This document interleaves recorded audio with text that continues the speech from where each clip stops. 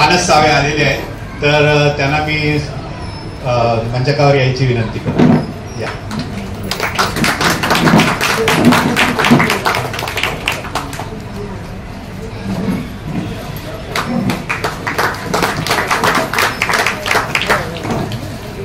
आमच्या तोंडात ते अवरसेकर एवढं बसलेलं आहे ना, गोड माणूस आहे अवरसेकर.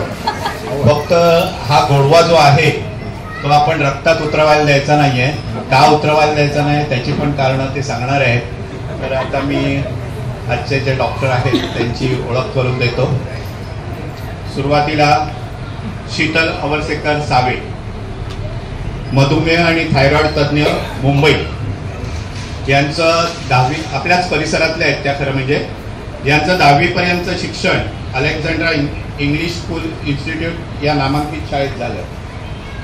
सन 2000 मध्ये 10वीची परीक्षा उत्तीर्ण झाल्यावर रुपारेल महाविद्यालयात 11वी आणि 12वीचं त्यांनी पुढचं शिक्षण घेतलं. वैद्यकीय प्रवेश परीक्षा उत्तम गुणांनी उत्तीर्ण होऊन डॉक्टर DY पाटील महाविद्यालयात येथे MBBS साठी मेरिटवर प्रवेश मिळवला त्यांनी. 2006 मध्ये MBBS उत्तम गुणांनी प्रथम श्रेणीत उत्तीर्ण झाल्यावर घाटकोपर येथील राजवाडी रुग्णालय आणि नेरूळ येथील doctor DY Patil super specialist रुग्णालय येथे इंटर्नशिप केली. तेथे निरनिराळ्या रुग्णांच्या तपासणीची आणि सर्वोत्तम डॉक्टरांकडून पुस्तकापलीकडे ज्ञान मिळवण्याची संधी त्यांना लाभलेली आहे. इंटर्नशिप पूर्ण झाल्यावर उच्च वैद्यकीय प्रवेश परीक्षेचा कठोर परिश्रम अभ्यास केला आणि मुंबईच्या KEM रुग्णालयात मधुमेह विकारशास्त्र या शाखेत पदव्युत्तर शिक्षण घेण्यासाठी प्रवेश मिळवला. देशाच्या कानाकोपऱ्यातून येणारे रंजलेले गांजलेले दुःखी पीडित रुग्ण, त्यांचे क्लिष्ट गुंतागुंतीचे आजार, कधीही न थांबणारा रुग्णांचा महासागर आणि रुग्णांच्या जीवनाचे तारून नेण्यासाठी केवळ वेळ, भूक, झोप विसरून अखंडपणे कार्यरत असलेले KEM हॉस्पिटलच्या डॉक्टरांच्या मार्गदर्शनाने, कर्तव्यनिष्ठेने, अभ्यासू दृष्टिकोनातून सर्वोत्तम प्रयत्न करणाऱ्या गुरुजनांच्या आशीर्वादाने प्रेरित होऊन KEM हॉस्पिटलमधून ज्ञान मिळवलं. फक्त डॉक्टर नव्हे तर एकूण माणूस म्हणून KEM हॉस्पिटलमधील शिक्षणाचे वास्तव्य समृद्ध करणारे ठरले. पदव्युत्तर शिक्षण पूर्ण झाल्यावर शासनाच्या नियमानुसार गोरेगाव येथील मुंबई महापालिकेच्या सिद्धार्थ हॉस्पिटल व त्यानंतर अंधेरी येथील ब्रह्मकुमारी BES हॉस्पिटलमध्ये रुग्णसेवा केली. अंधेरी येथील नामांकित डायबिटीस सेंटरमध्ये मधुमेह तज्ज्ञ म्हणून काम करत असताना कांदिवली येथील विविध रुग्णालयात व्हिजिटिंग कन्सल्टंट डॉक्टर म्हणून काम केलेलं आहे त्यांनी. डॉक्टर म्हणून काम करत असताना आपले शिक्षण चालूच ठेवून निरनिराळ्या परीक्षा देऊन आणखीन जास्तीत जास्त ज्ञान संपादन करण्याचा त्यांनी विदेशी विद्यापीठातून ज्ञान मिळवण्याचा त्यांनी प्रयत्न केला. विदेशी विद्यापीठामधून थायरॉइड आजार, मधुमेह होणाऱ्या पायाच्या जखमा आजार अशा विविध परीक्षांमध्ये देऊन प्रशस्ती पत्रके मिळविली. गरोदरपणात होणाऱ्या स्त्रियांचे मधुमेह या विषयाचे सखोल अभ्यास केला आहे. सध्या ठाकूर संकुल येथे कांदिवली पूर्व येथे डायबिटीस सेंटर नावाचे मधुमेह, थायरॉइड आणि जीवनशैली संबंधी होणाऱ्या विकारावर उपचार आणि मार्गदर्शन करणारे आधुनिक सुविधा उपलब्ध असणारे क्लिनिक चालवतात. त्या औषधोपचाराबरोबरच रुग्ण व त्यांच्या नातेवाईकांचे बोलणे संयम सामंजस्याने ऐकून घेणे, त्यांच्या शंकांचे समाधान होईपर्यंत समजून घेणे, सामुदायिक कन्सल्टिंग करणे, आहाराबद्दल योग्य ते मार्गदर्शन करणे आणि प्रत्येक रुग्णाची आदरपूर्वक चौकशी, आपुलकी साधणे अशा गुणांमुळे अल्पावधीतच परिसरातील रुग्णांचा विश्वास त्यांनी संपादन केलेला आहे. त्याचमुळे केवळ परिसरातच नव्हे तर थेट डहाणू, विरार पासून उल्हासनगर, नवी मुंबई पासून ते अगदी थेट कुलाबा पर्यंत रुग्ण देखील उपचार घेण्यासाठी, मार्गदर्शन घेण्यासाठी डायबिटीस क्लिनिकला भेट देत असतात. त्यांच्याशिवाय आणखीन आवडीनिवडी पण आहेत, चांगल्या आवडीनिवडी आहेत त्यांना. म्हणजे नुसतं अभ्यास अभ्यास अभ्यास डॉक्टर ह्याच्यात न राहता उत्तम गाणी ऐकणे, निसर्गाची भटकंती करणे, फोटोग्राफी करणे, चित्रकला, वाचन, बागकाम म्हणजे खरोखर असे चांगली गोष्ट आहे की फक्त डॉक्टर आपण समजतो की नुसते क्लिनिकमध्येच अडकलेले असतात, पण त्यांनी हा पण गुण जोपासलेला आहे. त्याबद्दल त्यांना मी आभार मानतो त्यांचे. आता आपल्याकडे डॉक्टर मानस भालचंद्र सावे आलेले आहेत, त्यांची ओळख करून देतो. मगाशी आपल्याला लक्षात आलं की आपल्या अवरसेकरांचे ते जावई आहेत, म्हणजे आपल्याच सगळ्यांचे ते जावई आहेत. त्यांचा अल्पपरिचय मी करून देतो. प्राथमिक व माध्यमिक शिक्षण त्यांनी तारापूर एज्युकेशन सोसायटीचे दाही विद्यालय येथून 1997 मध्ये 10वी परीक्षा उत्तीर्ण झाले.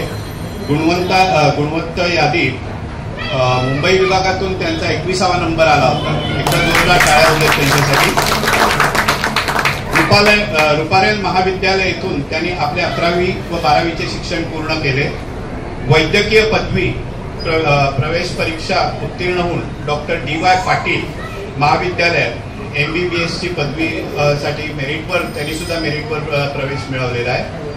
2003 साली MBBS ची परीक्षा प्रथम श्रेणीत उत्तीर्ण झाले. त्यानंतर घाटकोपर येथील राजवाडी रुग्णालयात उमेदवारी केलेली आहे. त्यांनी सुद्धा इंटर्नशिप केली तिथून. नंतर पदव्युत्तर वैद्यकीय प्रवेश परीक्षेसाठी सुरुवातीची तयारी सुरू असताना मुंबईमध्ये त्यांनी जसलोक रुग्णालयात कर्करोग विभागात काम केले आहे. तसेच कॅज्युअलिटी मेडिकल ऑफिसर म्हणून काम सांभाळलेलं आहे. बोरिवली येथील भगवती विद्यालयात शरीर वैद्यकीय विभागात त्वचा विकार शास्त्र विभागात काम केलंय. बँड्रा येथील भाभा रुग्णालयात मनोविकार व मानवोपचार शास्त्र विभागात काम केलेलं आहे. अनुभव भरपूर आहे यांच्याकडे. भगवती रुग्णालयात अपघात अतिदक्षता विभागातही काम केलेलं आहे व भरपूर अनुभव मिळवलेला आहे.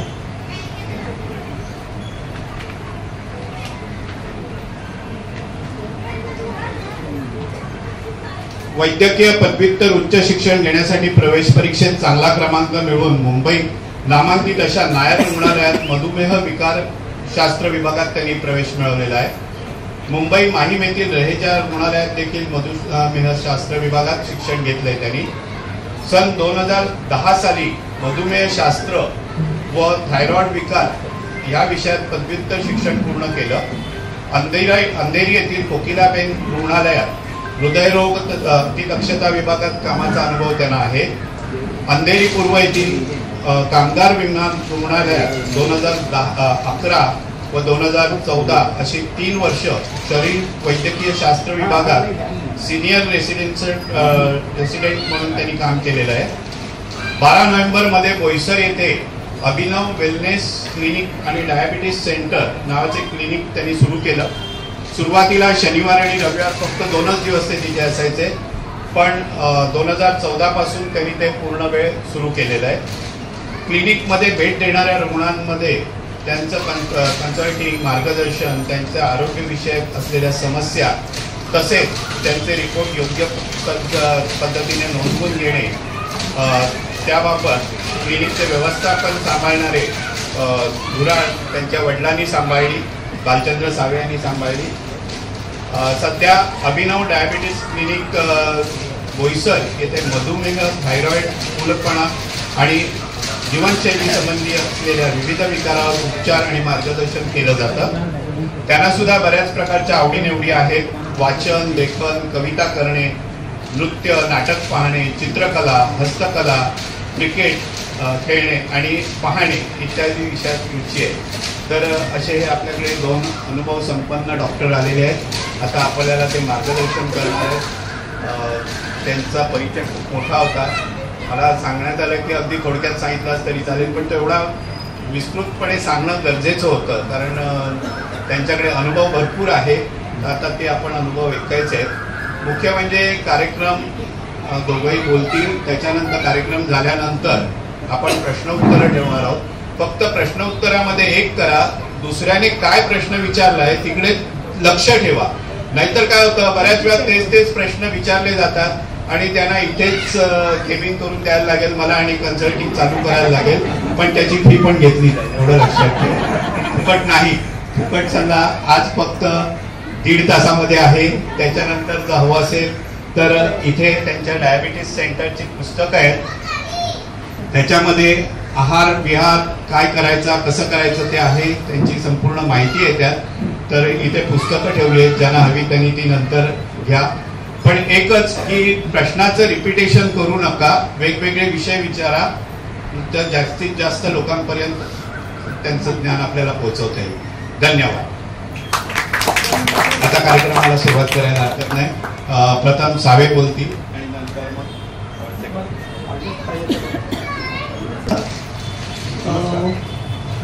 आचार्य अत्रे कट्टा ह्या संस्थेचे सर्व पदाधिकारी, आजच्या कार्यक्रमाचे आयोजक आणि उपस्थित आपण सर्व.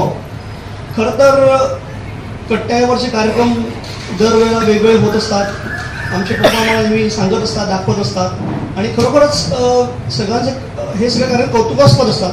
कारण वेगवेगळ्या विषयावरती तज्ज्ञ बोलवून त्यांचे मार्गदर्शन घेणं आणि एकमेकांशी हितगुज करणं हे या कट्ट्याचं एकंदरीत ध्येय आहे असं एकूण दिसून येतं.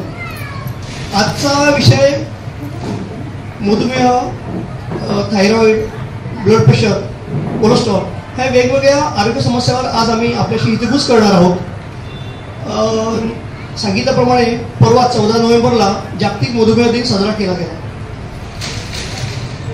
या वर्षीची संकल्पना म्हणजे थीम होती डायबिटीस अँड वेलबिंग, म्हणजे मधुमेह आणि स्वास्थ्य.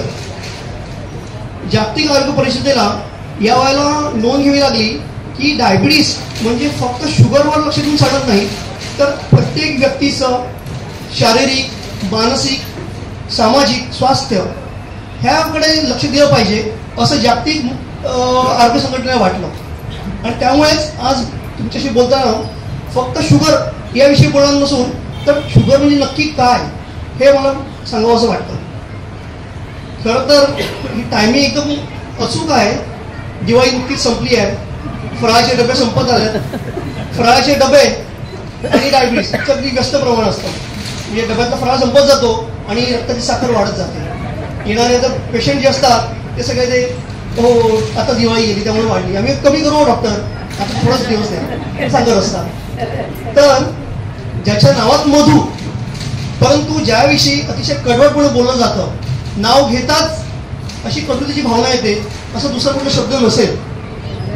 तर हा मधुमेह म्हणजे फक्त शुगर नव्हे, शुगर पलीकडे पण काही गोष्टी आहेत. पाडगावकरांच्या शब्दात बोलायचं म्हणजे डायबिटीस म्हणजे फक्त शुगर नसते. डायबिटीस म्हणजे फक्त शुगर नसते. तुमचं आमचं प्रत्येकाचं सेम नसते. मराठीत मधुमेह म्हणून डायबिटीस ओळखला जातो. मराठीत मधुमेह म्हणून डायबिटीस ओळखला जातो. हिंदीतून शक्कर की बिमारी म्हणून डायबिटीस संबोधला जातो. खाण्यापिण्यात चुकलात तरी डायबिटीस होऊ शकतो. गोड जरी खात नसलात तरी सुद्धा डायबिटीस होऊ शकतो. शुगर हे त्याचं सोपं नेम असतं, पण डायबिटीस म्हणजे फक्त शुगर नसते. तर तुम्हाला मधुमेह म्हणजे काय याची व्याख्या सांगतो. सो मधुमेह हा संस्कृत शब्द आहे आणि यावरून आपल्याला कळलं की आपल्या आयुर्वेदात याची नोंद केली गेली आहे. म्हणजे बऱ्याच वर्षांपासून हा विकार अस्तित्वात आहे. त्याला मी रोग म्हणत नाही. मधुमेह हा रोग नाही, हा विकार आहे. म्हणजे it is a disorder, something which is not in order. म्हणजे याला आपण संसर्गजन्य रोग म्हणत नाही, आपण म्हणतो की हा एक प्रकारचा विकार आहे. मधु म्हणजे गोड, मेह म्हणजे लघवी. ज्याही लघवी गोड होते म्हणजे लघवीतून साखर जाते त्याला मधुमेह ही संकल्पना आयुर्वेदात मांडली गेली. आणि आधुनिक वैद्यकशास्त्रामध्ये ॲलोपॅथीमध्ये म्हटलं जातं की डायबिटीस मेलायटस. डायबिटीस हा ग्रीक शब्द आहे, याचा अर्थ असतो वाहणे. आणि मेलायटस हा लॅटिन शब्द आहे, ह्याचा अर्थ आहे मेल्टिंग ऑफ फ्लेश, म्हणजे आपलं मांस विरघळणं. म्हणजे आपण बघतो ज्याचा डायबिटीस खूप वाढतो तो बारीक बारीक दुबळा होत जातो, तर वजन घटत जातं. म्हणजेच काय की त्याचं मांस विरघळतं आणि लघवीतून साखर वाहत जाते, म्हणजे डायबिटीस मेलायटस. सो मधुमेह म्हणजे डायबिटीस म्हणजे शरीरातील इन्सुलिन जे असतं आपल्या शरीरामध्ये, हे इन्सुलिनचं काम काय हे आपण पहिलं समजून घेऊया. प्रत्येक व्यक्ती जेव्हा अन्नाचं ग्रहण करते, अन्न खाते, त्याचं पचन होतं. पचन झाल्यानंतर शरीरामध्ये ग्लुकोज म्हणजे साखर निर्माण होते. ह्या ग्लुकोजचं काम काय असतं, तर ग्लुकोज म्हणजे गाडीचे पेट्रोल सारखं आहे, इंधन. आपल्या शरीराचं इंधन हे ग्लुकोज आहे. म्हणजे आपल्या जागेपणी म्हणा की आपण झोपत असतो तेव्हा सुद्धा आपल्या झोपेत सुद्धा आपल्या मेंदूला जो कार्यरत असतो त्याला साखर लागते, ग्लुकोज लागते. मग ही ग्लुकोज वाईट आहे का? अजिबात नाही. पण रक्तात अतिरिक्त साखर असणे हे वाईट आहे. तर इन्सुलिन काय करतं, आपलं अन्न पचन झाल्यानंतर रक्ताची साखर येते, त्या साखरेला पकडून जेवढी गरज आहे शरीराला तेवढी प्रत्येक पेशीला साखर पुरवली जाते. आणि अतिरिक्त साखर, जी एक्स्ट्राची साखर आहे, ही आपल्या लिव्हरमध्ये म्हणजे यकृतामध्ये आणि आपल्या स्नायूंमध्ये साठवली जाते. आणि जशी गरज लागेल तशी हळूहळू करून ती साखर रक्तात सोडली जाते. जसं गाडीत जर टाकीत पेट्रोल भरलं तर एका किकमध्ये पेट्रोल संपत नाही, जेवढी आपण गाडी चालवू तेवढं पेट्रोल संपतं. तसं जेवढं आपण कार्य करू तेवढी ऊर्जा दिली जाते. म्हणजे ह्या ऊर्जेचं जे नियंत्रण असतं हे इन्सुलिन सांभाळत असतं. हे इन्सुलिन स्वादुपिंडातल्या बीटा पेशी बनवत असते. तर जेव्हा या इन्सुलिनच्या कामात अडथळा निर्माण होतो, म्हणजे काही काही वेळेला इन्सुलिन बनणं थांबतं किंवा कधी कधी या इन्सुलिनची कार्यक्षमता कमी होते, इन्सुलिनच्या कामाला प्रतिरोध होतो, त्याला इन्सुलिन रेजिस्टन्स म्हणतात. आणि त्यामुळे रक्तातली साखर वापरली जात नाही, ती रक्तात साठून राहते आणि साठलेल्या साखरेवरती रासायनिक प्रक्रिया होते. आणि ही जी प्रक्रिया होऊन ते रासायनिकचे पदार्थ प्रोडक्ट बनतात, हे शरीरात पसरतात आणि प्रत्येक इंद्रियावरती ते घाला घालतात आणि प्रत्येक इंद्रियामध्ये ते जटिल गुंतागुंतीचे बदल निर्माण करतात. आणि त्या बदलांमुळे त्या इंद्रियाचं कार्य खराब होत जातं आणि त्यामुळे वेगवेगळ्या आरोग्य समस्या निर्माण होतात. या एकंदरीत परिस्थितीला डायबिटीस म्हणतात. डायबिटीस म्हणजे फक्त शुगर नव्हे, म्हणजे शुगर हे फक्त मोजण्याचं काम झालं. म्हणजे हिमनगाचं टोक म्हणजे शुगर, पण त्याच्या खाली फार मोठं पर्वत असतो की जो डायबिटीस म्हणून ओळखला जातो. तर डायबिटीसचे प्रकार कुठले कुठले आपण म्हणतो की डॉक्टरांकडे जातो आणि डॉक्टर माझा नक्की हा कुठला प्रकार आहे, माझा 1 आहे की 2 आहे, काय आहे, 4 आहे की 5 आहे. तर डायबिटीसचे प्रकार वेगवेगळे असतात, पण मुख्यतः आम्ही 3 प्रकार मानतो. एक म्हणजे प्रकार 1 टाईप 1 डायबिटीस, ज्यामध्ये दुर्दैवाने स्वादुपिंडातून इन्सुलिन निर्मिती पूर्णपणे थांबून जाते. तर त्या व्यक्तीला बाहेरून इन्सुलिन द्यावं लागतं. जर इन्सुलिन दिलंच नाही तर ती व्यक्ती जिवंतही राहू शकत नाही. त्याला टाईप 1 म्हणतात. सर्वसाधारणपणे आपण जो मानतो तो टाईप 2 असतो. म्हणजे जगात 95% जे आपण म्हणतो तो टाईप 2 डायबिटीस असतो, ज्याच्यामध्ये इन्सुलिन बनतं परंतु त्याचं काम नीट होत नाही आणि त्यामुळे साखर वाढत जाते. हा टाईप 2 डायबिटीस. तिसरा प्रकार असतो गरोदरपणातील डायबिटीस, जेस्टेशनल डायबिटीस त्याला म्हणतात, की ज्याच्यामध्ये गरोदरपणामुळे बाळाची वाढ जशी होते तशी मातेच्या शरीरामध्ये हॉर्मोन निर्माण होतात आणि हे हॉर्मोन इन्सुलिनला काम करू देत नाही आणि प्रेग्नन्सीमध्ये डायबिटीस निर्माण होतो आणि तो वाढत जातो. तो गरोदरपणा डायबिटीस. हे मुख्य 3 प्रकार असतात. आता चौथा प्रकार म्हणजे अतिरिक्त डायबिटीस, वेगवेगळ्या इतर कारणांमुळे होणारा डायबिटीस. उदाहरणार्थ आता नुकता 3-4 वर्षापूर्वी कोविड येऊन गेला. कोविडमध्ये बऱ्याच जणांना ज्यांना नव्हतं त्यांना डायबिटीस झाला. कारण कोविडमुळे त्यांनी फक्त फुफ्फुसावर नव्हे तर स्वादुपिंडावर पण हल्ला केला आणि त्यांना नव्याने डायबिटीस झाला. तसंच काही थायरॉइडचे आजार असतात, काही वेगवेगळे इन्फेक्शन्स असतात की ज्याच्यामुळे डायबिटीस होऊ शकतो. तसंच काही स्वादुपिंडाचे आजार असतात. काही लोकांना अतिरिक्त मद्यपान केल्यामुळे स्वादुपिंडात खडे निर्माण होतात, त्याला पॅन्क्रियाटायटिस म्हणतात आणि पॅन्क्रियाटायटिसमुळे डायबिटीस होतो. काही वेळेला कर्करोगामुळे डायबिटीस होतो. म्हणजे वेगवेगळ्या काही कंडिशन्समुळे डायबिटीस होऊ शकतो. हे डायबिटीसचे प्रकार झाले. आता डायबिटीसची लक्षणं काय? खरं म्हणायला झालं तर diabetes is a silent killer. बऱ्याच वेळा लक्षणच नसतात, पण सर्वसाधारण बघायला गेलो तर लक्षणं अशी असतात की वारंवार लघवीला होणं, खूप तहान लागणं, घसा कोरडा पडणं किंवा खूप भूक लागणं, खाल्लं तरी परत खाका सुटणं किंवा खातोय भरपूर पण माणसाचं वजन घटत जातं, बारीक होत जाणं, कपडे सैल होणं किंवा खूप थकवा जाणवणं, खूप झोप येणं, काम करायची इच्छा न होणं, एका गोष्टी मन न लागणं, ही सर्वसाधारण लक्षणं आहेत. तसेच बऱ्याच वेळेला इन्फेक्शन होत राहणं, लघवीच्या ठिकाणी खाज येत राहणं, जखमा होणं, जखमा न भरणं, ही सर्वसाधारण लक्षणं आहेत. परंतु बऱ्याच वेळेला आपल्याला लक्षात येतं की काही लक्षणं नसताना पण डायबिटीस माहीत पडतो. उदाहरणार्थ मोतीबिंदूचं ऑपरेशन करायचं आहे, डॉक्टरांकडे हे रुटीन टेस्ट करून घ्या, अरे बघितलं अरे डायबिटीस झाला. किंवा काहीतरी ॲक्सिडेंट झाला आहे, ॲडमिट केलं, बघितलं अरे शुगर आहे याला तर, किंवा आजारी पडला आहे, न्यूमोनिया झाला आहे, चेक केलं डायबिटीस निघाला. म्हणजे बऱ्याच वेळेला असं दिसून येतं की काही लक्षणच नाही आहे आणि म्हणून हा खतरनाक आजार आहे. यात लक्षणं फार उशिरा माहीत पडतात. आता ह्याच्या पुढे बघायचं तर डायबिटीसचं वर्गीकरण आपण तर बघितलं, टाईप 1, टाईप 2, टाईप आणि बाकी इतर टाईप. परंतु त्याचा निदान कसं करतात की डायबिटीस आहे असं कसं मानलं जातं? तर जेव्हा काही लक्षणं असतात, ती वर सांगितल्याप्रमाणे जी लक्षणं असतात, आणि लक्षणं असताना रक्तात साखर चेक केली आणि ती साखर शुगर लेवल 200च्या वरती भरली तर म्हणतो की डायबिटीस आहे. पण काही लक्षणं नसताना उपाशीपोटची साखर 126च्या वरती भरली तर डायबिटीस आहे असं मानलं जातं. किंवा HbA1c म्हणून एक संकल्पना आहे की डायबिटीसचं सरासरी टक्केवारी, ती टक्केवारी 6.5% जास्त भरली तर त्याला म्हणतात डायबिटीस सुरू झाला. म्हणजे या प्रकारे डायबिटीस निदान केलं जातं. आता डायबिटीसचे उपचार कसे करायचे, तर सगळ्यात पहिलं म्हणजे आपण ओळखलं पाहिजे की डायबिटीसला वेळेवर ओळखणं हा पहिली पाहिजे. डायबिटीसबद्दल ज्ञान माहीत करून घेणं ही दुसरी पाहिजे. त्याच्यानंतर डॉक्टरांची सल्लामसलत करून योग्य ती औषधं घेणं आणि वेळेवर तपासण्या करणं हे सर्वात महत्त्वाचं आहे. गेल्या वर्षी केलेल्या तपासणीनुसार आपल्या भारतामध्ये जवळजवळ 11% जास्त प्रौढ व्यक्तींना डायबिटीस आहे. त्यापैकी 50 ते 60% व्यक्ती अशा आहेत की त्यांना माहीतच नाही की त्यांना डायबिटीस आहे. जवळजवळ 15% व्यक्ती अशा आहेत की जे प्री डायबिटीस म्हणजे मधुमेह पूर्वस्थितीमध्ये आहे, की काही हालचाल केली नाही तर उद्या त्यांना डायबिटीस होणारच आहे अशा कंडिशनमध्ये आहे. आणि जवळजवळ 35% व्यक्ती असे आहेत की ज्यांना ब्लड प्रेशर आहे. म्हणजे आपल्या भारत देशामध्ये हे प्रमाण हळू वाढत जातं आणि आता पूर्ण जगात भारत देश हा मधुमेहाची राजधानी म्हणून ओळखला जातो. आणि येत्या 20 वर्षामध्ये डायबिटीसचं प्रमाण असं वाढणार आहे की प्रत्येक 8 माणसांमागे एकाला डायबिटीस असणार आहे. तर त्याच्यामुळे आपली ही जबाबदारी आहे की डायबिटीसला वेळेवर कंट्रोल करणं आणि होण्यापासून वाचवणं. तर डायबिटीस कंट्रोल करणं म्हणजे काय, तर शुगर कमी करणं एवढंच नव्हे तर डायबिटीसमुळे काय काय दुष्परिणाम होतात ते दुष्परिणाम टाळणं हे महत्त्वाचं आहे. तर डायबिटीसमुळे काय दुष्परिणाम होऊ शकतात, तर डायबिटीस ही अशी गोष्ट आहे की डोक्याच्या केसापासून पायाच्या नखापर्यंत प्रत्येक इंद्रिय आणि अवयवावर घाला घालतात.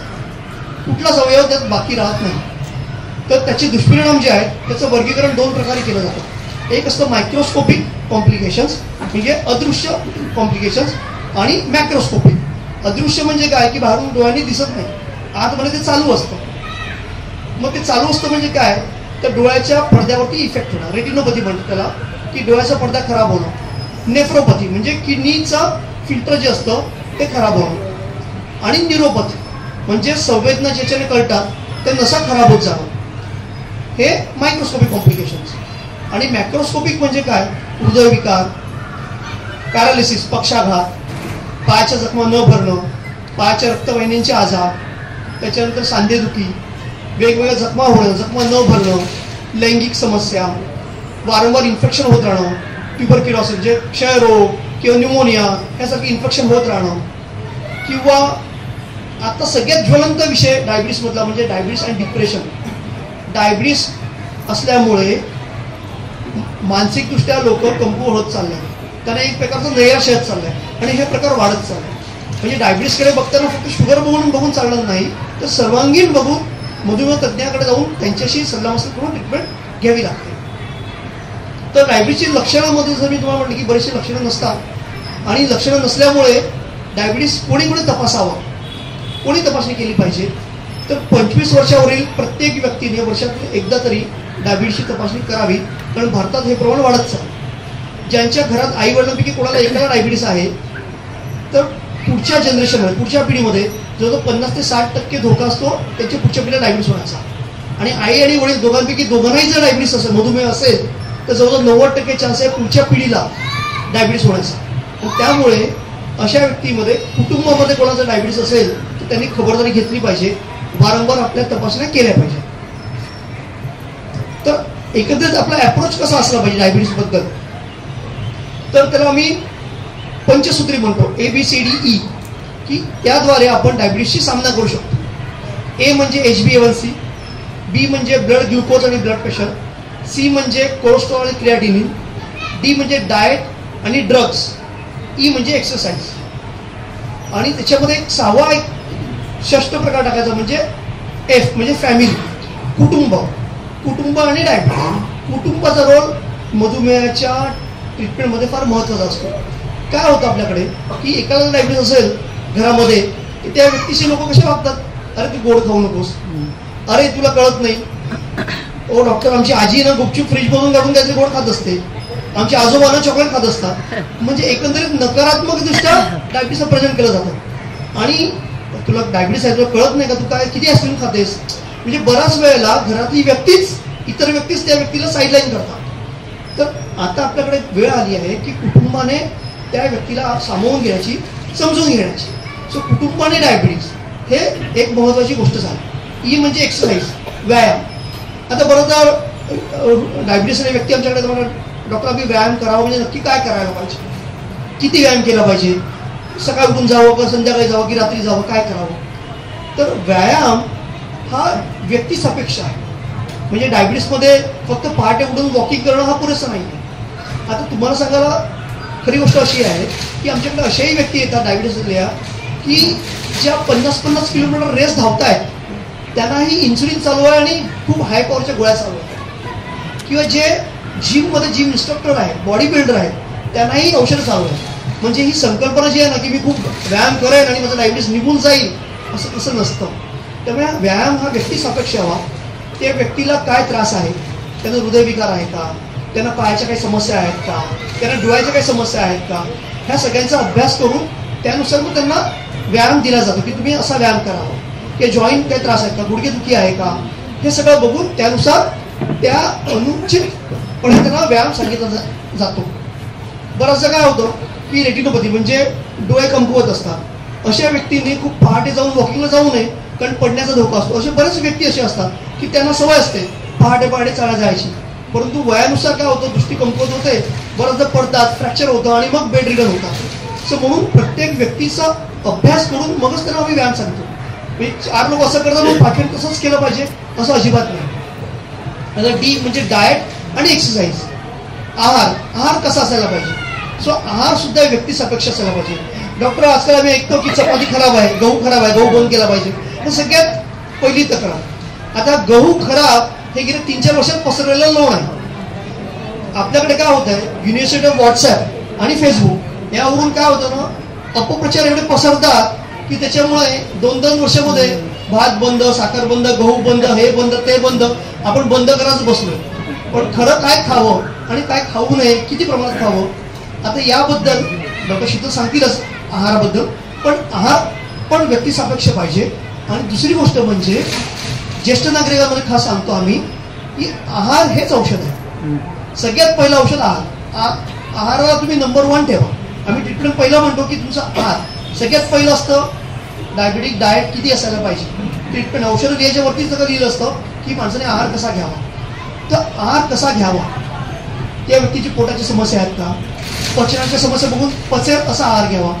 त्याची दाताची कंडिशन कशी आहे, दात चांगले हवे, कारण अन्न चावता आलं पाहिजे. सो परत काय होतं की ज्येष्ठ नागरिकांमध्ये दात खराब झाले असतात, चावता येत नाही, मग ते मऊशार जे जमेल तेच चावतात आणि बऱ्याच वेळेला अशामुळे त्यांचं डायबिटीस कंट्रोल होत नाही. सो म्हणून त्यांना मी सांगतो की तुमचे दात तपासून घ्या, दाताची ट्रीटमेंट करा. अन्न चावता येणं हे फार महत्त्वाचं आहे. जर तुम्ही व्यवस्थित अन्न चावाल तरच तुमचं पचन चांगलं होईल, तुमचे प्रोटीन जातील, तुमचं जे हाडं आहेत, मांस आहे ते मजबूत राहील.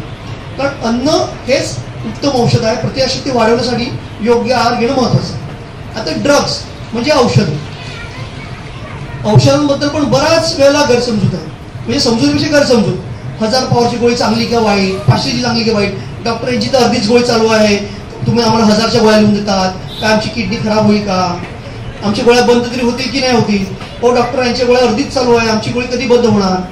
आता बऱ्याच वेळेला औषधांबद्दल पण गैरसमजुती आहे. सो त्या गैरसमजुती पण डॉक्टर शीतल आपल्याला समजावून सांगणार आहेत मिथ्स आणि मिसकन्सेप्शनबद्दल. पण औषधं का महत्त्वाची आहेत, तर आता डायबिटीसची ट्रीटमेंट जी आहे ती ग्लुकोसेंट्रिक नाही, म्हणजे फक्त ग्लुकोज कमी करण्यासाठी नाहीच आहे.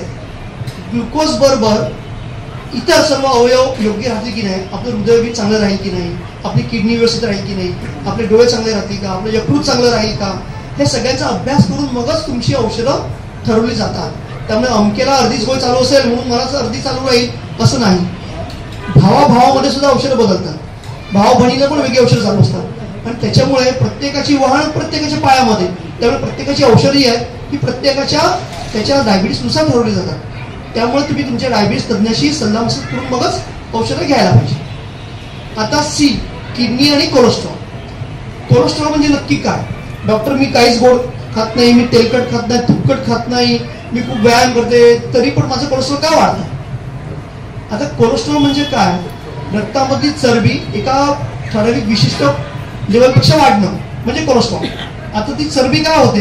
ती वाढते रक्तामधून आणि ती पसरते आणि त्या चरबीचा थर जागोजागी जाऊन बसतो, खास करून आपल्या रक्तवाहिन्यांमध्ये. आणि त्या रक्तवाहिन्या काय होतात? नॅरो व्हायला, बारीक व्हायला लागतात आणि मग त्याच्यानुसार रक्ताला फ्लोला अडथळा निर्माण होतो आणि मग रक्ताच्या गुठ्या निर्माण होतात आणि हृदयविकार होतात. सेम तसंच होतं आपल्या पायांमध्ये. आणि पायाला रक्तपुरवठा कमी व्हायला लागतो आणि त्याच्यानंतर मग पायाला रक्तपुरवठा न झाल्यामुळे पायाच्या जखमा सुरू होतात. त्याला ॲथेरोस्क्लेरोसिस म्हणतात, म्हणजे धमनी काठिण्य, मराठीमध्ये धमनी काठिण्य. मग त्या कोलेस्ट्रॉलच्या मुळे होत असतात. त्यामुळे कोलेस्ट्रॉल तपासून ते कंट्रोल करणं फार महत्त्वाचं आहे. बऱ्याच वेळेला आपण सर्व पथ्य पाळून सुद्धा वयानुसार कोलेस्ट्रॉल वाढत जातं आणि त्याचा उपचार करायला पाहिजे. सी म्हणजे क्रिएटिनिन, किडनी. तर बऱ्याच वेळेला आपलं काय होतं? डॉक्टरांकडे आपण जातो, डॉक्टर माझी शुगर चांगली आहे, मला हे चांगलं आहे, पण बऱ्याच वेळेला आपली किडनी आपण तपासलेली नसते. तर ज्यांना डायबिटीस आहे त्यांनी वर्षातून एकदा तरी किडनी तपासली पाहिजे. कारण किडनीवर सगळ्यात खराब, डायबिटीसवर सगळ्यात वाईट परिणाम होतो. डायलिसिस होण्यासाठी किडनी खराब होणं ह्याला पहिलं मुख्य कारण डायबिटीस आहे. अख्ख्या जगामध्ये जे व्यक्ती डायलिसिसवर गेल्यात त्याचं सगळ्यात महत्त्वाचं कारण डायबिटीस आहे. त्यामुळे किडनी तपासणं फार महत्त्वाचं आहे. आता बी म्हणजे ब्लड ग्लुकोज आणि ब्लड प्रेशर. तर ब्लड ग्लुकोज म्हणजे डायबिटीस किती कंट्रोल करायला हवा तोही व्यक्तीचा अपेक्षा आहे. खरं तर आम्ही जेव्हा म्हणतो की तरुण व्यक्ती आमच्याकडे जेव्हा येते तेव्हा त्याचं डायबिटीस कंट्रोल का करायला पाहिजे? कारण डायबिटीसचे धोके होऊ नये म्हणून, त्याच्या किडनीवर, डोळ्यावर, हार्टवर परिणाम होऊ नये म्हणून. मग त्यांच्यासाठी आम्ही काय म्हणतो, तुम्ही तरुण वय आहे, तुम्ही खूप चांगला कंट्रोल करा. म्हणजे उपाची पोटी 100पर्यंत जेवून 150पर्यंत साखर ठेवली पाहिजे. पण जी ज्येष्ठ नागरिक आहे ज्यांच्यामध्ये काय आहे की डायबिटीस झाल्यामुळे किंवा वयानुसार किडनी कमजोर आहे, डोळे कमजोर आहेत, हृदय कमजोर आहे, अशा व्यक्तींमध्ये डायबिटीसचं जे नियंत्रण आहे, त्याच्या ज्या कक्षा आहेत त्या आम्ही थोड्याशा वाढवतो. तो शोळ जो असतो तो वाढवतो. म्हणजे त्यांना खूप काटेकोरपणे कंट्रोल करायला सांगत नाही. कारण खूप कमी शुगर जेव्हा कमी करायला जातो तेव्हा शुगर लो होऊन त्याचा वाईट परिणाम मेंदूवर होण्याचा असतो. आणि त्यामुळे त्या व्यक्तींमध्ये झोपेत साखर कमी होणं, चक्करून पडणं, विस्मृती होणं, विसरायला होणं, हे सगळे धोके वाढतात. आणि त्याच्यामुळे व्यक्तीच्या वयानुसार त्याचे काय आजार, इतर अतिरिक्त आजार काय आहेत त्यानुसार ब्लड ग्लुकोज कंट्रोल ठरवला जातो. आता ब्लड प्रेशर, रक्तदाब. रक्तदाबाचं पण तसंच आहे की रक्तदाब कंट्रोल नसेल आणि डायबिटीस आहे, हे दुधारी शस्त्र आहे की दोघांमुळे फटाफट हार्ट डिसीज, पॅरालिसिस आणि किडनी हे तिन्ही खराब होतात. आणि त्याच्यामुळे ब्लड प्रेशर जे आहे, तुमचा रक्तदाब जो आहे तो दरवेळेला डॉक्टरकडे गेल्यानंतर मोजून तो कंट्रोल केला पाहिजे. साधारणपणे 140 आणि 90 ह्याच्या आतमध्ये तो कंट्रोल ठेवला पाहिजे. परंतु व्यक्तीचं जो वय जास्त असेल, ज्यांचं वय 75च्या वरती आहे, अशा व्यक्तीमध्ये रक्तदाब सुद्धा आम्ही काय म्हणतो थोडा सौम्य करतो, त्यांना 150 ठेवू देतो. कारण रक्तदाब पण कमी केला तर पुन्हा रक्तस्राव होण्याचा धोका असतो, ब्रेनमध्ये ब्लिडिंग होण्याचा धोका असतो. त्याच्यानुसार व्यक्तीच्या वयानुसार सुद्धा ब्लड प्रेशर ठरवलं जातं. आता ए म्हणजे HbA1c. आता HbA1c म्हणजे नक्की काय? आता डॉक्टर म्हणतात मी शुगर चेक केली आहे पण HbA1c पण करून घ्या. बरंच आम्ही आमच्या क्लिनिकवरच ते मशीन ठेवतो. तुम्ही HbA1c केला पण तुम्ही शुगर चेक केली आहे पण ते HbA1c पण करून घ्या. HbA1c म्हणजे काय? तर HbA1c अशी गोष्ट आहे की ज्या वर्गात परीक्षेमध्ये आपण जेव्हा चाचणी परीक्षा देतो, अभ्यास करून जातो आणि परीक्षा देतो, म्हणजे फास्टिंग BP चेक करतो, म्हणजे चाचणी परीक्षेसारखं झालं की आपण व्यवस्थित तयारी करतो. आता 8 दिवसांनी चेक करायचं आहे, पथ्य पाळा, औषधं नीट घ्या आणि मग जाऊन चेक करतो, रिपोर्ट चांगला, डॉक्टर माझं 100-120 एकदम कंट्रोल, आणि डॉक्टरांना HbA1c करून घ्या. जेव्हा HbA1c करतो, HbA1c म्हणजे मॉक टेस्ट, म्हणजे वेळेवर घेणारी परीक्षा, त्यात कळलं डायबिटीस 9%. म्हणजे काय? त्या व्यक्तीने 3-4 महिने मस्त मजा केलेली असते, औषधात धरसोड केलेलं असतं आणि बरोबर टेस्ट करायची म्हणून पथ्य पळतात, रिपोर्ट चांगले येतात. पण HbA1cचं महत्त्व काय आहे? HbA1c का करायला पाहिजे? तर HbA1c हे टक्केवारी आम्हाला दाखवतं की तुमच्या शरीरात सरासरी डायबिटीस किती आहे आणि डायबिटीसमुळे काय धोका होऊ शकतो. साधारणपणे ही HbA1cची पातळी आहे ती 7% आतमध्ये ठेवायला पाहिजे. कारण 7% 1% जर डायबिटीस वाढला तर दर 1% मागे किडनी 50% खराब होते, डोळ्याचा पडदा 50% खराब होतो, पायाच्या नसा ज्या असतात ते 50% खराब होतात. हृदयविकारचा जो त्रास असतो तो जवळजवळ 16 ते 17% वाढतो. म्हणजे दर 1% हार्ट अटॅकचा धोका 16% वाढत असतो. सो त्याच्यामुळे 7चा 8% झालं, 9% झालं, 10% झालं, त्या टक्केवारीनुसार ते धोके वाढत जातात. त्यामुळे बरेच डॉक्टर म्हणतात, पेशंट म्हणतात की डॉक्टर माझं 10% झालं आहे पण मी लगेच कमी करून देईन. पण तुमच्या लक्षात येत नाही की हे मागची सरासरी आहे. ऑलरेडी तुमच्या शरीरावरती इंद्रियावरतीचा इफेक्ट झालेला असतो आणि त्याच्यामुळेच जेव्हा डायबिटीस होतो त्याच वेळेला तुम्ही डायबिटीस 7% कंट्रोल करण्याचा प्रयत्न केलाच पाहिजे. त्याला लिगसी इफेक्ट म्हणतात. ते काय असतं की जेवढ्या लवकर तुम्ही डायबिटीस कंट्रोल कराल तेवढे आपल्या शरीराचे जे पेशी असतात तो कंट्रोल त्यांच्या मेमरीमध्ये लक्षात राहतो. त्याला मेटाबॉलिक मेमरी म्हणतात. म्हणजे काय की सुरुवातीला जेव्हा डायबिटीस झालाय 1-2 वर्षामध्ये जर डायबिटीस तुम्ही आटोक्यात आणला तर शरीर ते लक्षात ठेवतं की बाबा मला हे शिस्त जी आहे ती मी ठेवली पाहिजे. हे आपण सांगतो आपल्या पेशी पण ते लक्षात ठेवतात आणि त्याच्यामुळे पुढे भविष्यात वय वाढल्यानंतर कधी कधी काही गोष्टींमुळे डायबिटीस कंट्रोल करणं शक्य होत नाही. पण त्या व्यक्तींमध्ये डायबिटीसचे धोके दिसून येत नाही कारण त्याला लिगसी इफेक्ट म्हणतात की पूर्वपुण्य आहे की मी सुरुवातीला डायबिटीस कंट्रोल केला असल्यामुळे पुढचे धोके टाळता येतात. आणि म्हणूनच आपलं HbA1c कंट्रोल करणं फार महत्वाचं आहे. तर अशा प्रकारे डायबिटीसला फक्त शुगर म्हणून चालत नाही तर डायबिटीसचा हा जो धोका आहे तो पूर्ण शरीरावरती आहे, प्रत्येक अवयवावरती आहे आणि त्यामुळे डायबिटीसला योग्य प्रकारे नियंत्रणात ठेवणं आणि सगळ्यात महत्वाचं म्हणजे डायबिटीसची मिसअंडरस्टँडिंग ह्यापासून दूर राहणं हे महत्वाचं आहे. आता मी माझं बोलणं थांबवतो आणि डॉक्टर शीतलला विनंती करतो की सगळ्यात महत्वाची गोष्ट म्हणजे मिथ्स आणि मिसकन्सेप्शन ह्याविषयी ते आपल्याशी बोलतील.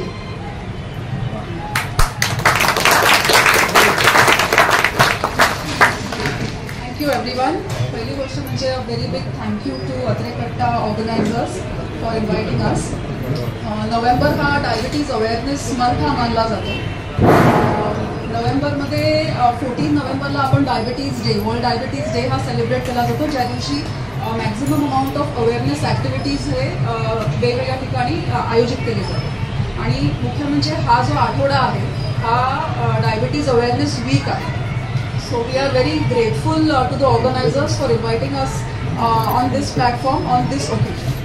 आता डॉक्टर मानसनी basics of diabetes and overall information आपल्याकडे दिलेली आहे. बट बऱ्याचदा आम्ही प्रॅक्टिसमध्ये बघतो की over a period of time काही मिसकन्सेप्शन्स हे फॉलो केले जातात. सो बिकॉज जे पेशंट्स असतात ते डायबिटीजची माहिती डॉक्टरांकडून कमी आणि आजूबाजूच्या लोकांकडून, मित्रमैत्रिणींकडून ही जास्त गेन करतात. सो बऱ्याचदा ही माहिती रॉंग असते आणि जसं ते म्हणाले युनिव्हर्सिटी ऑफ व्हॉट्सॲप आणि फेसबुक त्याच्यावरती फार मिसइन्फॉर्मेशन पसरली जाते आणि त्याची माहिती जी आहे ती बऱ्याचदा चुकीची असते. So I'll just enumerate a few misconceptions which people have in diabetes. सर्वात पहिली म्हणजे diabetes is caused by eating too much sugar. आता जेव्हा पहिल्यांदा ज्याला डायबिटीज डिटेक्ट होतं तो ती व्यक्ती फर्स्ट ऑफ ऑल खूप घाबरलेली असते. आल्या त्याचं पहिलं स्टेटमेंट हेच असतं, डॉक्टर मी उद्यापासून साखर बंद करणार. आणि दुसरी गोष्ट म्हणजे उद्यापासून भात बंद करणार. सो ही सर्वात चुकीची माहिती आहे. It is not the amount of sugar that one needs. Basically आपण कॅलरी डेन्स फूड्स म्हणजे हाय कॅलरी फूड्स किती खातो त्याच्यावरती सर्व अवलंबून असतं. आता शुगरच्याही पेक्षा जास्त धोका आपल्याला फॅट्सनी असतो म्हणजे ऑइल.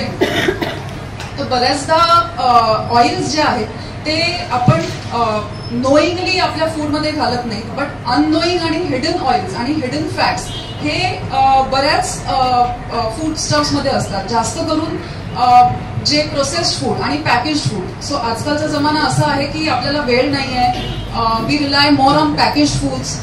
तर बरीच लोक येतात की मी बिस्किटं खातो पण ती शुगर फ्री बिस्किट असते, किंवा मी ब्रेड खातो पण तो ब्राऊन ब्रेड असतो. पण ती शुगर फ्री बिस्किट, त्या बिस्किटमध्ये इतर गोष्टी काय आहेत. सो त्या बिस्किटमध्ये usually biscuit is a bakery product.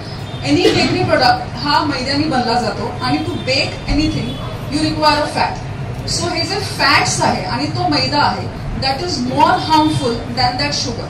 So तुम्ही शुगर फ्री चहा घेणार पण त्याच्याबरोबर 4 बिस्किटं घेणार ह्याच्यात काही अर्थ नाही. ओके. सो बरेच लोक सांगतात की नाही मी तर फक्त मारी बिस्किट खातो. तर आय डोंट नो हे मारी बिस्किट आणि डायबिटीसचं काय कनेक्शन आहे. सो कोणतीही बिस्किट असो, मी तर म्हणेन ती शुगर फ्री बिस्किट असो, तो ब्राऊन ब्रेड असो, किंवा त्या पॅकेटवरती लिहिलेलं असेल की हे डायबेटिक फ्रेंडली आहे किंवा होल ग्रेन आहे किंवा फुल ऑफ व्हेजीज आहे, हे पॅकेट इन्फॉर्मेशन युजली मिसलिडिंग असतात. आणि that food, wrong food, high calorie food is the most important culprit for diabetes. Secondly, आजकालचं जीवन असं झालंय की we don't have time for ourselves. So lack of exercise आणि नो मेंटल वेलबिंग हे 2 other main important factors for diabetes आहेत. So आपलं आता मुंबईमध्ये जीवन आपल्याला सगळ्यांनाच माहिती आहे की how fast pace the life is. लोक सकाळी 8ला निघतात ते रात्री 10ला परत येतात. सो एक्सरसाइज करायला वेळ नाहीये आणि ट्रॅव्हल करताना बसून जातात किंवा ट्रेनमध्ये लटकूनच जातात. सो त्याच्यामध्ये कोणत्याही प्रकारचं एक्सरसाइज किंवा फिजिकल ऍक्टिव्हिटी होत नाही. सेकंडली, क्वालिटी स्लीप न मिळणं. So all this, lack of good physical activity, lack of sound sleep आणि रॉंग फूड, ह्यामुळे डायबिटीज वाढतो. आणि सेकंडली, ॲज इंडियन्स आपण जेनेटिकली आपण प्रोन आहोत की एक्सेस फॅट जेव्हा पण आपण इंटेक करतो ते आपल्या बॉडीमध्ये स्टोअर होतं.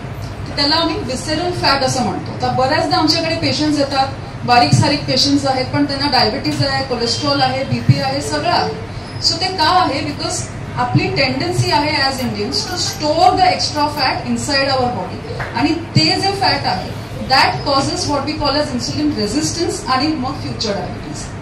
सो ते that needs to be taken into consideration. So आपण हा विचार नाही केला पाहिजे अरे मी तर एकदम बारीक सारीक आहे तर मला डायबिटीज नाही होणार, मी तर डाएट फूड खातो म्हणून मला डायबिटीज नाही होणार. हे सगळे मिसकन्सेप्शन्स आहेत. सो फक्त शुगर नव्हे बट रॉंग लाईफस्टाईलनी बेसिकली डायबिटीज होतो. सेकंड मिसकन्सेप्शन इज डायबिटीज हा फक्त मोठ्या माणसांनाच होतो. Only older people can get diabetes. आता कसं असायचं की आपण म्हणजे 20-30 इयर्स बॅक डायबिटीज हा फक्त आपल्या आजी आजोबांनाच कदाचित झालेला असायचं. इन टुडेज वर्ल्ड डायबिटीज आणि type 2 diabetes in younger generation म्हणजे इन 20 इयर्स, इन 30 इयर्स हे इतकं कॉमन झालं आहे that we have stop becoming surprised when a 20 or 30 year old comes to our clinic with a high sugar. So ह्याचं पण main कारण हेच आहे की Indians being more genetically prone. आणि आधी कोणाला जर फॅमिलीमध्ये एखाद्याला जरी डायबिटीज होती तर ती नेक्स्ट जनरेशनला पास ऑन फार लवकर होती. So as a rule next generation gets type 2 diabetes 1 decade earlier. सो जर आपल्या आई वडिलांना डायबिटीज 50-60s मध्ये झाला तर आत्ताच्या जनरेशनमध्ये 30s-40s मध्ये होतो. बिकॉज आपली लाईफस्टाईल पण फार डिफरंट आहे. आई वडिलांची लाईफस्टाईल आणि आजकालच्या यंग पिढीची लाईफस्टाईल ही फार वेगळी. आणि वर्स्ट सिनारिओ इज जेव्हा यंग कपल येतात, डायबेटिक कपल, आणि ते आपल्या मुलांना घेऊन येतात. त्या मुलांकडे पाहून it is a very depressing feeling. Because पहिली गोष्ट ते आयपॅड घेऊन येतात, ती मुलं शांत राहत नाही म्हणून त्यांच्या हातात तो आयपॅड दिला जातो. म्हणजे फिजिकल ऍक्टिव्हिटी ही कुठेच राहिलेली नाहीये आजकाल. सेकंडली त्याच्या हातात काहीतरी गप्प राहण्यासाठी एक चॉकलेट दिलेलं असतं.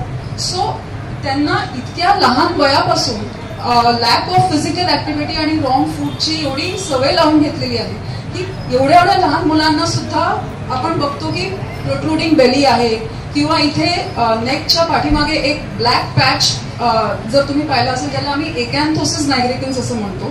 So that is a symptom, that is a sine की तुम्हाला पुढे जाऊन डायबिटीज होऊ शकतो, की तुमच्या बॉडीमध्ये काहीतरी चुकीचं चाललं आहे आणि तुम्हाला पुढे जाऊन डायबिटीजचा रोग होतो. सो हे प्रोट्रुडिंग बेली आणि एकॅन्थोसिस आजकाल टीनेज किंवा लेस दॅन टीनेज मध्ये पण पाहिलं जातं. सो दुर्दैवाने ही मुलं will get diabetes in their teenage or in their 20s. So change in the lifestyle in a younger population and in childhood is very essential. आणि acceptability is a major concern when young people get diabetes. Because पहिली गोष्ट म्हणजे accept करणं is very difficult. ते report एकदा एका लॅबमधून करणार, उद्या दुसऱ्या लॅबमधून, नाही ती लॅब चुकीची आहे, तिसऱ्यांना तिसऱ्या लॅबमधून, असे 10-12 रिपोर्ट घेऊन येतात. तरी सुद्धा ते मानत नाही की नाही मला काहीच प्रॉब्लेम नाही, मला सिम्पटम्स नाही आहे, तर मला कसा डायबिटीज होऊ शकतो. सो ऍक्सेप्टेबिलिटी आणि सेकंडली कॉम्प्लायन्स, म्हणजे मेडिसिन्स एकदा सुरू करून ती कंटिन्यू करणं, that is also very difficult when it comes to young age. So एकदा आपली लेवल्स, एकही रिपोर्ट नॉर्मल दिसला की नेक्स्ट डे पासून मेडिसिन बनवतो. हे नॉन कॉम्प्लायन्स जे आम्ही म्हणतो, हे यंगर जनरेशनमध्ये फार कॉमन आहे आणि that is very disturbing. Third म्हणजे व्हेरी इम्पॉर्टंट की माझी फास्टिंग आणि पोस्ट फूड शुगर ही नॉर्मल आहे, तर मला काही काळजी करायची गरज नाही. आता फास्टिंग आणि पोस्ट फूड शुगर, एक गोष्ट आपण समजून घेऊया की ती एका दिवसाची शुगर लेवल असते. सगळ्यांना माहिती आहे शुगरची मेन टेस्ट म्हणजे फास्टिंग शुगर आणि पोस्ट फूड शुगर, तीच एक माहिती असते. तर ती शुगर लेवल जे तुमच्या रिपोर्टमध्ये येतं ते त्या दिवशीची शुगर लेवल. आता एका दिवशी तुम्ही फास्टिंग आणि पोस्ट फूड रिपोर्ट जेव्हा करतात, ती लेवल काय येणार, a lot of factors are behind. तुम्ही आदल्या दिवशी काय खाल्लं, आदल्या दिवशी तुम्ही गोळ्या घेतल्या की नाही घेतल्या, आदल्या दिवशी तुम्हाला काय स्ट्रेस होता का, तुम्ही नीट झोपलात का, तुम्ही आदल्या दिवशी काय पार्टी केली होती का, काय वेगळं खाल्लं होतं का, ह्याच्यावरती नेक्स्ट डेची शुगर अवलंबून आहे. आणि त्याशिवाय ज्या दिवशी तुम्ही फास्टिंग आणि पोस्ट फूड रिपोर्ट काढता त्या दिवशी पण तुम्ही मेडिसिन्स घेतलेत का, त्या दिवशी तुम्ही काय खाल्लं. सो बऱ्याचदा फास्टिंग आणि पोस्ट फूड शुगर करायची म्हणजे everything is decided by the lab person. तुमच्या त्याच्यात काहीच से नसतो. सो तुमचं सपोज ब्रेकफास्टचा टाइम आहे 8 वाजता, त्यावेळेला तुमची एक गोळी आहे. नेक्स्ट तुमचा लंचचा टाइम असतो 1 वाजता, त्या दिवशी तुमची दुसरी गोळी आहे. आयडियली ज्या दिवशी तुम्ही फास्टिंग आणि पोस्ट फूड शुगर करतात त्या दिवशी सकाळी फास्टिंग शुगर ही तुमच्या रुटीन फास्टिंग प्रमाणे झालेली पाहिजे. सो आयडियली ती शुगरची टेस्ट ती 8 वाजताच दिली पाहिजे. ती लॅब उघडते 8:30 वाजता, ती लोक रेडी होतात 9 वाजेपर्यंत. सो तुमची फर्स्ट टेस्ट ती 9 वाजता झाली. नंतर ती लॅबवाले काय सांगतात की तुम्ही काहीतरी हेवी खाऊन या आणि 2 तासांनी लगेच या, आमची लॅब 12 वाजता बंद होणार. सो त्या गडबडीमध्ये तुम्ही काय करतात, बाजूच्या हॉटेलमध्ये जातात, 1 इडली वडा, 1 मसाला डोसा ते खाऊन, त्यांना त्यांनी हेवी खाऊन यायला सांगितलं, त्याच्यावरती 1 ज्यूस ते घेऊन 2 तासांनी परत येतात तुम्ही लॅबमध्ये टेस्ट करा. तर त्या दिवशी त्या गडबडीमध्ये बरीच लोक गोळी घ्यायला पण विसरतात. सो त्या दिवशी तुमची जी लेवल येणार आहे ती डेफिनेटली चुकीची येणार, बिकॉज ना फास्टिंग टाइम पाळला गेलाय, ना तुमचं जे फूड आहे ते त्या दिवशी पाळलं. सो जर आयडियली कशी करायची असते फास्टिंग आणि पोस्ट फूड टेस्ट, तुमची फास्टिंगचा रिपोर्ट, तुमचा फास्टिंग सॅम्पल दिल्याच्या नंतर तुमचा रेग्युलर ब्रेकफास्ट जो तुम्ही रोज घेता चीटिंग न करता, तो ब्रेकफास्ट आणि त्याच्या अगोदर किंवा त्याच्यानंतर ज्या तुमच्या गोळ्या किंवा इन्सुलिन आहे ते घेऊन फास्टिंग शुगर केलं पाहिजे. त्याच्यानंतर पोस्ट फूड शुगर हे तुम्ही तुमच्या डॉक्टरांना विचारून घ्या की पोस्ट लंच हवी आहे का पोस्ट ब्रेकफास्टची चालेल. सो बऱ्याचदा आम्ही सांगतो की पोस्ट लंच जर पॉसिबल नाही तर ऍटलिस्ट पोस्ट ब्रेकफास्टची करा, पण तो ब्रेकफास्ट तुमचा ब्रेकफास्टच असला पाहिजे. आता लोक ब्रेकफास्टच्या वेळेला पूर्ण जेवण जेवतात आणि सेकंड 2 तासांनी रिपोर्ट करतात. आता तुमच्या डॉक्टरांनी जी गोळी दिली आहे ब्रेकफास्टची ती त्या ब्रेकफास्ट प्रमाणे दिली, तुमच्या लंचच्या प्रमाणे तुमच्या गोळीची पॉवर कदाचित वेगळी असेल. पण तुम्ही जर हेवी ब्रेकफास्ट केला किंवा त्यावेळेला लंचच केलं आणि गोळी ती माइल्ड पॉवरची घेतली तर तो रिपोर्ट चुकीचाच येणार. सो हे मेजर प्रॉब्लेम आहे फास्टिंग आणि पोस्ट फूड. जर तुम्हाला इंडीड फास्टिंग आणि पोस्ट लंचच करायचं आहे तर तुमच्या फास्टिंग सॅम्पल दिल्यानंतर तुमचा ब्रेकफास्ट, तुमच्या लंचच्या टाइमाला रुटीन लंच, हॉटेलमध्ये लंच नाही, तुमचं रुटीन लंच आणि त्याच्या आधी किंवा नंतरचे असणाऱ्या गोळ्या किंवा इन्सुलिन ते घेऊन 2 आवर्स नंतर तुमचा आयडियल पोस्ट लंच रिपोर्ट आला पाहिजे. आता हे सगळं फार रेअरली फॉलो. सो बऱ्याचदा त्या रिपोर्टवरती रिलाय करणं is not that simple. So आणि जसं हे म्हणाले की रिपोर्ट करायचा आहे, आपली डॉक्टरांकडे आपला फॉलोअप डेट एक दिली आहे आपल्याला डेट, तर पूर्ण 3 महिनेभर काही फॉलो करणार नाही, पण सपोज 30 तारखेला रिपोर्ट करायचा आहे तर 25 तारखेपासून सगळं डाएट, एक्सरसाइज, व्यायाम सगळा सुरू होतो. सगळ्या गोळ्या सगळ्या एकदम टाइमाप्रमाणे सगळ्या घेतल्या जातात आणि तो फास्टिंग आणि पोस्ट फूडचा रिपोर्ट त्या दिवशी रिलेटिव्हली नॉर्मल येतो. पण are you healthy in that case? You are not healthy, because तो रिपोर्ट चुकीचा आहे. सेकंड सिनारिओ पण असतो की आपल्याला 30 तारखेची अपॉइंटमेंट आहेत, पण माझ्या गोळ्या 26-27ला संपल्या. आता माझी अपॉइंटमेंट 30 तारखेला आहे, तर डॉक्टर कदाचित नवीन गोळ्या लिहून देतील, तर मी आता गोळ्या कशाला घेऊ? तर ते 2 दिवस गोळ्याच घेत नाही, तिसऱ्या दिवशी रिपोर्ट करतात. आता तो रिपोर्ट चुकीचाच येणार आहे. That will be a high report. So does that mean the person is not controlled? So in the first scenario it is a false low report आणि सेकंड सिनारिओ मध्ये फॉल्स हाय रिपोर्ट. तर ह्याच्यात distinguish कसं करायचं? Distinguish करण्यासाठी एक main taste अशी यांनी सांगितली, त्याला आपण HbA1c म्हणतो. HbA1c ही लास्ट 3 मंथ्सची तुमची शुगर ॲव्हरेज लेवल सांगतो. So it comes as a percentage, त्याच्यात 6.5, 7, 8% असं पर्सेंटेज येतं. त्याचा अर्थ असतो एक पर्टिक्युलर शुगर लेवल. सो तुमची जर लास्ट 3 महिन्याची सगळी शुगर लेवल्स आपण काउंट केली आणि ती डिवाइड केली by the number of readings, तर ती लेवल काय येईल त्याला आपण HbA1c म्हणतो. त्याच्यात रिलेटिव्हली तुमचा कंट्रोल चांगला आहे की वाईट आहे हे कळतं. आता HbA1c मध्ये पण प्रॉब्लेम्स येऊ शकतात. If I give an example, suppose एक व्यक्ती आहे ज्याची फास्टिंग शुगर किंवा प्री फूड शुगर नेहमी 90, 100, 110 ह्या लेवलची राहते, पण त्यांची पोस्ट फूड शुगर मात्र 200 असते. ओके, सो आपण जर ह्या लेवल म्हणजे ह्या 2 लेवलचा ऍव्हरेज काढला तर त्याचा ऍव्हरेज आहे 150. 150 म्हणजे HbA1c ऑफ 7 जे आपलं टार्गेट असतं. ओके, सेकंड व्यक्ती आहे ज्यांची प्री फूड शुगर किंवा फास्टिंग शुगर सपोज 120 to 130 असते आणि पोस्ट फूड शुगर त्यांची 160, 165, 170 असते. आता ह्याचा पण जर आपण ऍव्हरेज काढला तर त्याचं पण ऍव्हरेज 150 आहे. त्याचा पण अर्थ आहे की त्यांचा HbA1c रिपोर्ट 7च येणार, पण दोन्ही 7 मध्ये फार अंतर आहे. कंट्रोल सेकंड व्यक्तीचा चांगला आहे. वाय? बिकॉज जे फ्लक्च्युएशन्स आहेत म्हणजे 100 वरून ती व्यक्ती 200 ला पोहोचते. सो हा जो 100चा फ्लक्च्युएशन आहे, ह्या फ्लक्च्युएशननी इंटरनल डॅमेज व्हायचे चान्सेस, ज्याला मायक्रोवॅस्क्युलर कॉम्प्लिकेशन म्हणजे रेटिना डॅमेज, किडनी डॅमेज आणि नर्व डॅमेज, हे ह्याची रिस्क फार जास्त असते. सो फक्त आपण HbA1c कंट्रोल आहे म्हणून सगळं कंट्रोल आहे ते पण नाही सांगू शकतो. तर ह्याचं सोल्युशन काय? ह्याचे सोल्युशन्स आहे की आयदर जसं आम्ही युजली सांगत असतो की तुम्ही घरी शुगर मॉनिटर करा तुमच्या सोयीप्रमाणे, तुमच्या रुटीन लाईफस्टाईल आणि रुटीन टाइम टेबल प्रमाणे घरी आठवड्यातून किंवा 15 दिवसातून तुम्ही मॉनिटर करत राहा आणि वेगवेगळ्या वेळेला ती मॉनिटर करा शुगर. सो खास करून आम्ही युजली ज्यांना मल्टिपल टॅबलेट्स सुरू आहेत, ज्यांना हाय पॉवर मेडिसिन सुरू आहेत किंवा ज्यांना इन्सुलिन सुरू आहे किंवा ज्यांना खूप हाय आणि लो शुगरची टेंडन्सी आहे, त्यांना आम्ही घरी चेक करायला सांगतो. बिकॉज ती 1 दिवसाची फास्टिंग BP किंवा तो HbA1c will not give us the perfect diagnosis. ह्याच्याहून बेटर सोल्युशन आजकालच्या ह्याच्यामध्ये डेमध्ये हा आहे की त्याला आपण CGMS म्हणतो, कंटिन्युअस ग्लुकोज मॉनिटरिंग सिस्टम. तर ही आजकालची सर्वात बेस्ट इन्व्हेस्टिगेटिव्ह टेक्निक आहे, ज्याच्यामध्ये एक 1 रुपी कॉइन जितकं स्टिकर आपण एक इथे हातावरती स्टिक करतो, त्याला एक फाईनशी निडल असते. ओके, ती निडल ती आपल्या स्किनच्या अंडर ती स्टिक होऊन राहते. त्या निडलमध्ये सेन्सर असतो जी कंटिन्युअसली आपली शुगर मॉनिटर करते. ते जे रिडिंग्स आहेत ते त्याच्यात स्टोर होतात.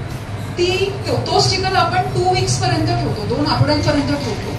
आफ्टर 2 वीक्स त्यातला डेटा आपण डाउनलोड करतो आणि ते स्टिकर काढून फेकून देतो. It's a very very simple technique. त्याच्याने आपल्याला बरेच नवीन इन्फॉर्मेशन मिळतात तुमच्या शुगरबद्दल. सो बऱ्याचदा काय होतं की फास्टिंग आणि पोस्ट लंच ही तेवढी हाय नसते जितकी इव्हनिंगची शुगर असते. जेव्हा आम्ही डाएट रिकॉल घेतो तेव्हा ऑफिसमधून आल्यानंतर जे फूड इनटेक होतं that is higher than the breakfast and lunch. Because आल्यानंतर जे दिसतं डब्यात जे सगळं असतं ते सगळं खाल्लं जातं, किंवा येता एक वडापाव समोसा हे सगळं खाऊन माणूस घरी येतो, आणि रात्रीचं डिनर एकच डिनर आपण फॅमिली बरोबर घेतो, म्हणून ते एकदम फुल फ्लेश डिनर असतं. सो बऱ्याचदा त्या CGM मध्ये हे आपल्याला दिसून येतं की आपली संध्याकाळची आणि रात्रीची शुगर हाय आहे, आणि आपण चेक करत बसलोय फास्टिंग आणि post. So it is not the correct way to decide whether person is really well controlled on. So I think ज्यांना रिस्क आहे किंवा ज्यांना मल्टिपल मेडिसिन सुरू आहे त्यांनी हे ॲडिशनल टेस्ट डेफिनेटली केले पाहिजे. नाव इज शुगर टेस्ट ओनली ना, बऱ्याचदा ती फास्टिंग आणि पोस्ट फूड तर सोडा ती फक्त फास्टिंग शुगरच घेऊन येतात, बिकॉज आम्हाला पोस्ट फूड शुगर टेस्ट करायला वेळच नाही. बाकीचे टेस्ट तर सोडूनच द्या. लोक येतात वन्स इन 6 months आणि सुद्धा एक फास्टिंग शुगर. आता फास्टिंग शुगर बऱ्याचदा नॉर्मल येऊ शकते even if you are not control, because त्या फास्टिंगच्या आधी आपल्याला 8 hours फास्टिंगचा गॅप असतो. सो फास्टिंग पर्यंत आपली शुगर युजली कमी झालेली असते, बट पोस्ट फूड शुगर कोण चेकच करत. So apart from fasting and post food if required HbA1c आणि इफ रिक्वायर्ड CGMS हे इम्पॉर्टंट इन्व्हेस्टिगेशन. आता फक्त शुगरच टेस्ट करायची का? डायबिटीज जसं त्यांनी सांगितलं affects you from top to bottom. तर at least once in a year आपण कॉम्प्लिकेशन्स झाले आहेत का ते फाइंड आउट केले पाहिजे. तर once in a year at least आपण lipid profile, kidney test, liver test, thyroid test, urine test, CBC हे केलेच पाहिजे. हे रुटीन टेस्ट आहे आणि वन्स इन अ इयर हे केलेच पाहिजे. रेटिना चेकअप जसं ते म्हणाले once in 1 year or once in 2 years हा केलाच पाहिजे. तर का केला पाहिजे? बरीच लोक सांगतात मला काही प्रॉब्लेम नाहीये तर मी हे टेस्ट का करू? बिकॉज तुम्हाला जोपर्यंत प्रॉब्लेम होईल ते फार लेट झालेलं असतं. इनिशियल स्टेजला तुम्हाला जरुरी नाही की तुम्हाला काही सिम्पटम्स किंवा तुम्हाला काही जाणवेल, बट इनिशियल स्टेजमध्ये जर आपण डिटेक्ट केलं की बाबा काही रेटिना इश्यू आहे किंवा अर्ली किडनी इश्यू आहे तर आपल्याला त्याला हॉल्ट करायला काहीतरी आपण करू शकतो. Once it reaches and irreversible stage आपण काहीच करू शकणार नाही. सो लोकांना वाटतं डॉक्टर उगीच आपले काहीतरी टेस्ट लिहून देत असतात आणि उगाच त्यांचाच काहीतरी फायदा असतो वगैरे वगैरे असे बरेच समजुती असतात लोकांच्या. But at least once in a year हे टेस्ट केले तर ते तुमच्यासाठीच फायदेशीर असते. फोर्थ मिसकन्सेप्शन म्हणजे डायबिटीजसाठी एक वेगळा डाएट असला पाहिजे. बऱ्याचदा पेशंट्स येतात, पेशंट आणि त्यांचे स्पाऊस दोघं येतात, डॉक्टर साहेब आम्हाला एक तुम्ही तो डाएट चार्ट द्या आणि तो आम्ही फॉलो करू. आता रेडीमेड डाएट चार्ट हा कन्सेप्ट मला कधीच समजला नाही, बिकॉज एव्हरीबडी इज डिफरंट. माझी लाईफस्टाईल, तुमची लाईफस्टाईल, तुमचं टाइम टेबल, माझं टाइम टेबल हे डिफरंट आहे. एक माणूस ड्रायव्हर आहे किंवा एक रिक्षा चालक आहे, तो दुपारचं जेवण कधी घेईल मला माहिती नाही, त्यालाही माहिती नाही. त्याला मी फिक्स डाएट प्लॅन कसा देऊ की तू 12 वाजता हे खा. कोणाकोणाचे शिफ्ट ड्युटीज असतात, लोकांचे नाईट ड्युटीज असतात जे दिवसभर झोपतात आणि रात्री त्यांचं काम असतं. इंटरनॅशनल ज्यांचे कॉल सेंटरची लोक जे असतात, अशा लोकांना मी 8 वाजता हे खा, 12 वाजता हे खा, 2 वाजता हे खा हे सांगूच शकत नाही. सो डाएट बेसिकली जो डायबेटिक्सनी फॉलो केला जातो तो diet should be followed by everyone in the family. So diet हा पूर्ण फॅमिलीने चेंज केला पाहिजे, बिकॉज जेव्हा एका व्यक्तीला डायबिटीज असते तेव्हा ती रिस्क ब्लड रिलेटिव्स मध्ये सगळ्यांना असते, खास करून आपल्या नेक्स्ट जनरेशन. सो डाएट म्हणजे काय की आपण हेल्दी बॅलन्स डाएट हा घेतला पाहिजे. हेल्दी बॅलन्स डाएट म्हणजे काय, जे आपण वाढून घेतो त्याच्यात एक proportion of what we call carbohydrates 25% ते असलं पाहिजे. 25% आपले प्रोटीन्स असले पाहिजे जे इंडियन डाएटमध्ये खूप कमी असते. 25% व्हेजिटेबल्स आणि 25% सॅलड. सो आपण जे वाढून घेतो ते आपण जर डिवाइड केलं तर ह्या 4 गोष्टी ह्या असल्याच पाहिजे. हे युजली फॉलो होत नाही. सो बऱ्याचदा लंच म्हणजे काय, चपाती भाजी. सो ऑफिस गोअर स्पेसिफिकली घरून डबा घेऊन जातात तर ते काय घेऊन जातात, 4 चपात्या आणि भाजी. तर त्या चपाती भाजीमध्ये 50% तुम्ही कार्बोहायड्रेट्स इंटेक केले. सो तुम्ही अर्ध जे तुमचं पोर्शन आहे ते फक्त चपाती आहे. चपाती असो किंवा भाकरी असो किंवा भात असो, these are all carbohydrates. So असं नाही आहे की तुम्ही भात बंद करायचं आणि चपात्या सुरू करायच्या. तुम्ही भात बंद कराल आणि 4 चपात्या खायला सुरू कराल, त्याच्यात काही अर्थ नाही आहे. बिकॉज शुगर जितकी वाढणार आहे ती तितकीच वाढणार आहे. डिफरन्स फक्त भात आणि चपातीमध्ये हा आहे की भात हा लवकर डायजेस्ट होतो आणि त्याच्याने शुगर फार लवकर स्पाइक होते. चपाती ही स्लो डायजेस्ट होते, म्हणून चपाती नंतर वाढणारी शुगर ही स्लोली राईज होते. बट जर 100 ग्रॅम गहू आणि 100 ग्रॅम राईस घेतला तर त्याच्यात शुगर क्वांटिटी लगभग तितकीच आहे. सो एक बंद करून दुसरं सुरू करणं ह्याच्यात काहीही अर्थ नाही. So balance is important. Secondly proteins हे डेफिनेटली आपल्या इंडियन डाएटमध्ये फार लॅकिंग असतं.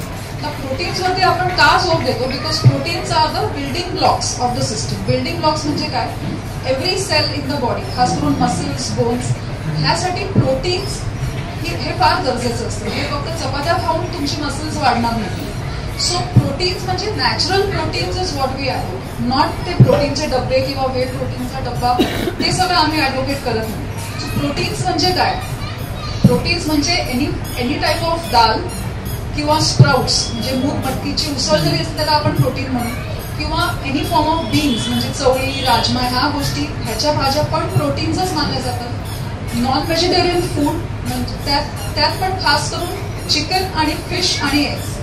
रेड मीट युजली आपण कमी ठेवलं पाहिजे. तर non veg is a very good source of protein, but how you prepare that non veg makes or breaks the deal.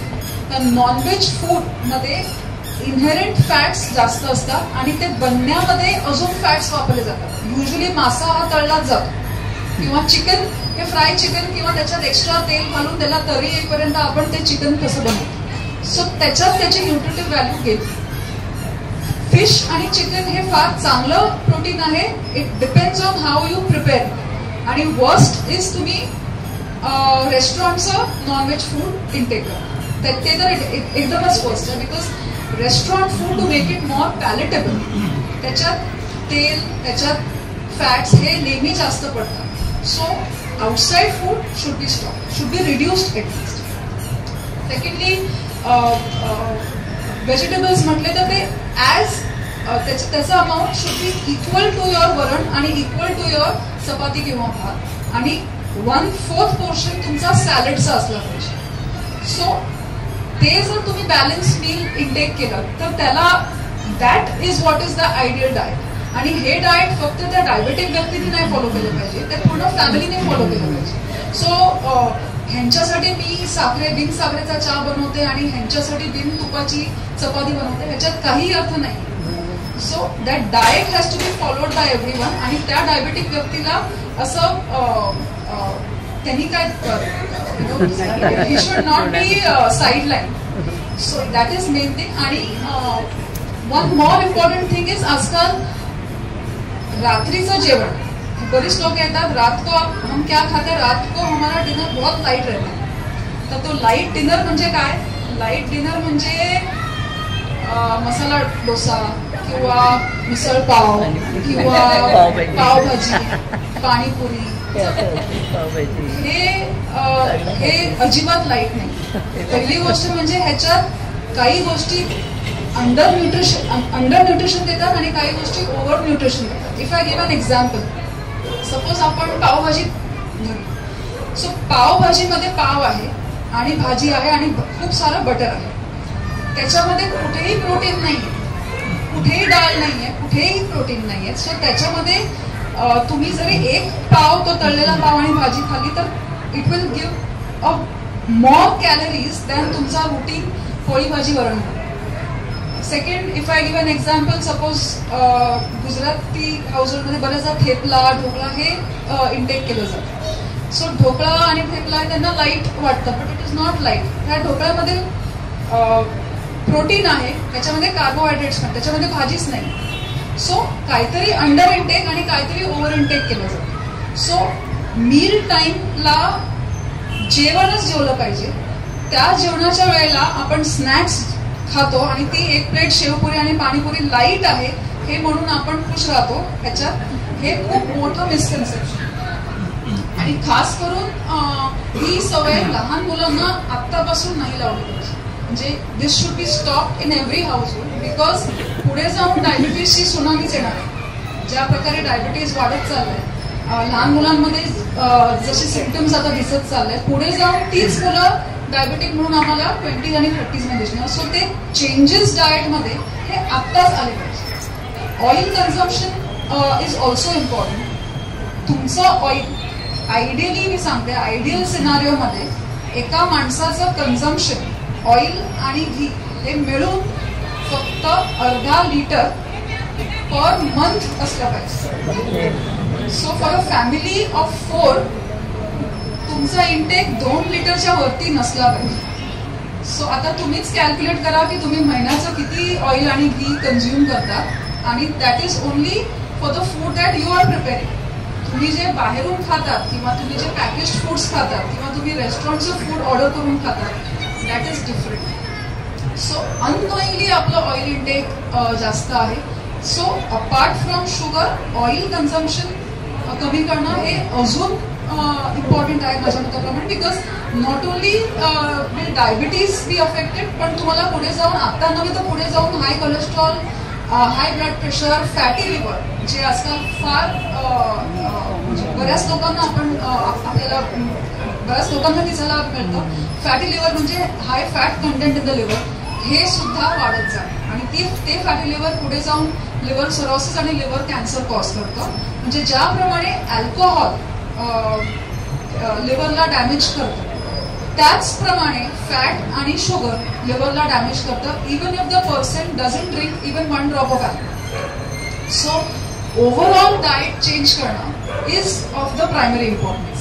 आणि सेकंडली, एका वेळेला हेवी जेवण. सो पोट भरून एका वेळेला 4 चपात्या, भात, भाजी, वरण सगळं जेवणं आणि मग डायरेक्टली रात्री जेवणं, हे concept is wrong. So according to me, जेवढं तुम्ही एका वेळेला हेवी जेवण, त्याच्यानंतर वाढणारी शुगर ती फार हाय असणार. सो आपण आता त्याचे एक्झाम्पल दिलं फर्स्ट पर्सनचं, त्याची प्री फूड शुगर 100 आणि post food 200. That depends on तुम्ही क्वांटिटी किती घेता. So rather than having 1 heavy meal, त्याला स्प्लिट करा आणि मधल्या काळी काहीतरी स्नॅक घ्या. आता तो स्नॅक म्हणजे काय? ते स्नॅक म्हणजे ते शुगर फ्री बिस्किट नव्हे, ते स्नॅक म्हणजे एक लाडू नव्हे. तो स्नॅक म्हणजे should be something healthy. It could either be just a fruit किंवा साधे आपले भाजलेले चणे, कुरमुरे, शेंगदाणे सुद्धा चालतील, किंवा नट्स चालतील, म्हणजे dry fruits as a mid meal snack चालेल, किंवा साधं दूध चालेल. बट त्यावेळेला एक संध्याकाळी 1 plate vada pav, that is not called a snack. मी दुपारी कमी जेवतो आणि रात्री कमी जेवतो, पण तुम्ही मधल्या काळी काय खातात? मधल्या काळी तुम्ही 1 प्लेट वडापाव खाता. So that is not a snack. तुम्ही स्नॅक म्हणून जे घेतात, मेक्स ऑर ब्रेक्स देतात. सो अशाप्रमाणे डाएट जे आहे ह्याच्याबद्दल बरेच मिसअंडरस्टँडिंग्स आहेत. आणि आमचा प्रयास हाच असतो की जेव्हा एखादी व्यक्ती आमच्याकडे डायबिटीज घेऊन येते, तेव्हा आम्ही त्याची लाईफस्टाईल समजून घेतो, त्याचा टाइम टेबल समजून घेतो आणि त्याप्रमाणे डाएट ॲडवाईस देतो आणि त्याप्रमाणेच मेडिसिन्स देतो. सो कोणत्या पॉवरचे मेडिसिन्स कोणत्या वेळेला देणं, दॅट डिपेंड्स की तुमचा लाईफस्टाईल काय. बऱ्याच लोकांची सवय असते ते ब्रेकफास्ट स्किप करतात. तर अशा माणसामध्ये मी 8 वाजता गोळी देऊन काय करणार की शुगर लो होणार. सो डाएट समजून त्याप्रमाणे प्रॉपर मेडिसिन्स देणं आणि त्याप्रमाणे प्रॉपर मेडिसिन्स घेणं इज व्हेरी इम्पॉर्टंट.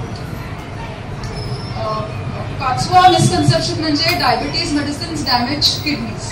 हा ॲटलिस्ट आठवड्यातून 1 किंवा 2दा हे स्टेटमेंट आम्ही ऐकतो की डॉक्टर तुमचे मेडिसिन्स एवढे पॉवरफुल आहेत. माझ्या मित्रांनी मला सांगितलं की हे 500-1000 पॉवर खूप जास्त झाली, माझी तर गोळी 1 मिलीग्रॅमची, तर तुला काय एवढी 500 पॉवरची गोळी आहे, ह्याच्याने तुझी किडनी खराब. सो डायबिटीजची कुठचीही गोळी अशी नाही आहे ज्याच्याने किडनी डॅमेज होते. कोणतीही गोळी नाही. जर एखाद्या व्यक्तीची किडनी ऑलरेडी डॅमेज्ड असेल, बी इट बिकॉज ऑफ डायबिटीज किंवा ब्लड प्रेशर, तर अशा माणसांमध्ये डायबिटीजचे काही मेडिसिन्स आपण डोज ॲडजस्ट करून देतो.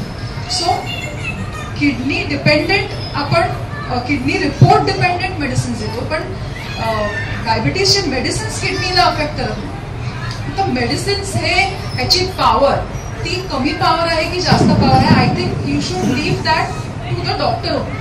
बिकॉज मेडिसिन्सचे, डायबिटीज मेडिसिन्सचे वेगवेगळे क्लासेस असतात. आता एका टाईपचे मेडिसिन ते फक्त 0.2 0.3 ह्याच पॉवरमध्ये मिळतात. दुसरे मेडिसिन क्लास आहेत जे 1, 2, 3, 4 मिलीग्राम मध्ये मिळतात. तिसरे आहेत जे 5, 10, 25 मध्ये मिळतात. चौथे आहेत ते 50, 100 मध्ये मिळतात. पाचवे आहेत ते 500 आणि 1000 मध्ये मिळतात. सो इट डझंट मीन की 500 आणि 1000 म्हणजे खूप पॉवरफुल मेडिसिन आणि ती 1 आणि 2 म्हणजे कमी पॉवरची मेडिसिन. इनफॅक्ट ती जी 1 आणि 2 मिलीग्रामची गोळी आहे ती त्या 500 पॉवरच्या मेडिसिन पेक्षाही जास्त पॉवरफुल आहे. सो जस्ट बिकॉज तुमच्या मित्राला ती गोळी दिली आहे म्हणून तुम्ही पण तीच गोळी घ्यायची आणि माझा मित्र फक्त अर्ध्या गोळीवरती कंट्रोल करतो म्हणून मला पण तुम्ही अर्धी गोळी घ्या, ही अपेक्षा करणं ही चुकीची आहे. जर काही डाऊट्स असतील आपल्याला मेडिसिन्स बद्दल तर ते बेस्ट तुम्ही आपल्या डॉक्टरांकडूनच सॉल्व्ह करून घ्या आणि don't rely on other sources. पाचवं म्हणजे इन्सुलिन कोणत्याही परिस्थितीत आपण अवॉइड केलं पाहिजे. आता इन्सुलिन जेव्हा आपण देतो जरुरी नाही आहे की ते इन्सुलिन तुम्हाला कायमच दिलं जाईल. इन्सुलिन हा हॉर्मोन आहे. जेव्हा आपल्याला बऱ्याच वर्षांपासून डायबिटीज असतं तेव्हा आपले पॅन्क्रियासचे बीटा सेल्स जिकडनं इंटरनल इन्सुलिन बनतं ते कम्प्लिटली डॅमेज झालेले असतात. अशामध्ये तुमची चूक नाहीये. ती डायबिटीज तुम्हाला इतक्या वर्षांपासून आहे म्हणून त्या पॅन्क्रियासमध्ये इन्सुलिन बनत नाही. सो अशा माणसाला इन्सुलिन देणं इज एसेन्शियल. बिकॉज दुसऱ्या गोळ्या एका वेळेला 2-3 गोळ्या देऊन त्या गोळ्या कामच करणार नाही बिकॉज तुमची बॉडी साथ देत नाही. तर अशा माणसांना इन्सुलिन देणं हे गरजेचंच आहे. जर तुम्ही इन्सुलिन नाही घेतलं आणि दुसऱ्या तिसऱ्याचा सल्ला घेऊन अजून टाळमटाळ केली तर त्याच्याने त्या हाय शुगरने तुमची किडनी डेफिनेटली डॅमेज होईल. सेकंडली इन्सुलिन कधी कधी टेम्पररी पिरियडसाठी सुद्धा दिलं. सो बऱ्याचदा जेव्हा एखाद्याची सर्जरी असते तशा स्टेटमध्ये इन्सुलिन आपण सुरू करतो पण तो नंतर बंद पण करू शकतो. कोणाला काही मोठं इन्फेक्शन झालंय, सपोज मेजर इन्फेक्शन झालंय, हॉस्पिटलाइज आहे किंवा घरी आहे पण मेजर इन्फेक्शन आहे, फूड इंटेक तितका चांगला नाहीये आणि काही कारणामुळे त्याची किडनी अफेक्ट झाली. सपोज आता डेंग्यू, मलेरिया, लेप्टो हे सगळे आजार आहेत. त्याच्यामध्ये टेम्पररी फेजसाठी किडनी पण अफेक्ट होऊ शकते. अशा स्टेजमध्ये इन्सुलिन दिलं जातं बट ते नंतर बंद सुद्धा होणार. सो इन्सुलिन सुरू केलं म्हणजे लास्ट स्टेज ऑफ डायबिटीज आला. हे बऱ्याचदा आम्ही ऐकतो इन्सुलिन म्हणजे लास्ट स्टेज आला आणि लोक तिथे घळाघळा रडायला लागतात. सो ही चुकीची समजूत आहे. तुम्हाला इन्सुलिन बद्दल काही डाऊट्स असतील तर तुमच्या डॉक्टरांचा सल्ला घ्या आणि त्यांच्याकडून ते सॉल्व्ह करून घ्या. आणि इन्सुलिन आणि मेजर डिसएडव्हान्टेज एकच असतो की त्याच्याने लो शुगर होऊ शकते जर ते इन्सुलिन प्रॉपर डोसमध्ये दिलं नाही, प्रॉपर त्याचे प्रिकॉशन्स घेतले. आधीच्या काळात जे इन्सुलिन मिळायचे आणि आताच्या काळात जे इन्सुलिन मिळतात त्याच्यात फार फरक आहे. आता जे इन्सुलिन मिळतात त्याच्याने शुगर नॉर्मलच्या पेक्षा लो जायची टेंडन्सी फार कमी आहे.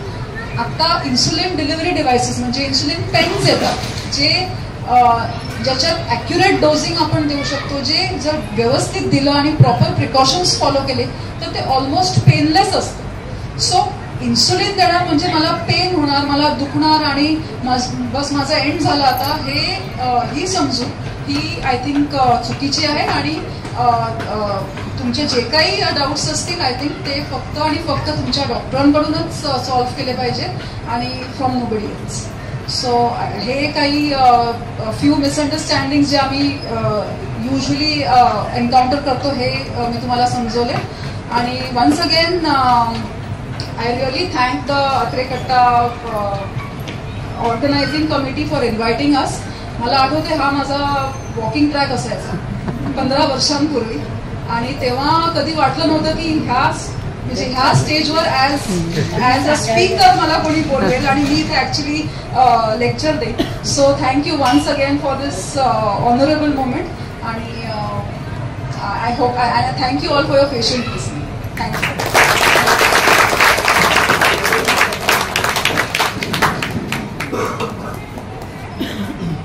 फारच उपयुक्त माहिती आपल्याला मिळालेली आहे. आता ठरल्याप्रमाणे कोणाला काही शंका असतील तर विचारून घ्या. आणि दुसरं म्हणजे प्रश्नोत्तर घेऊया ना.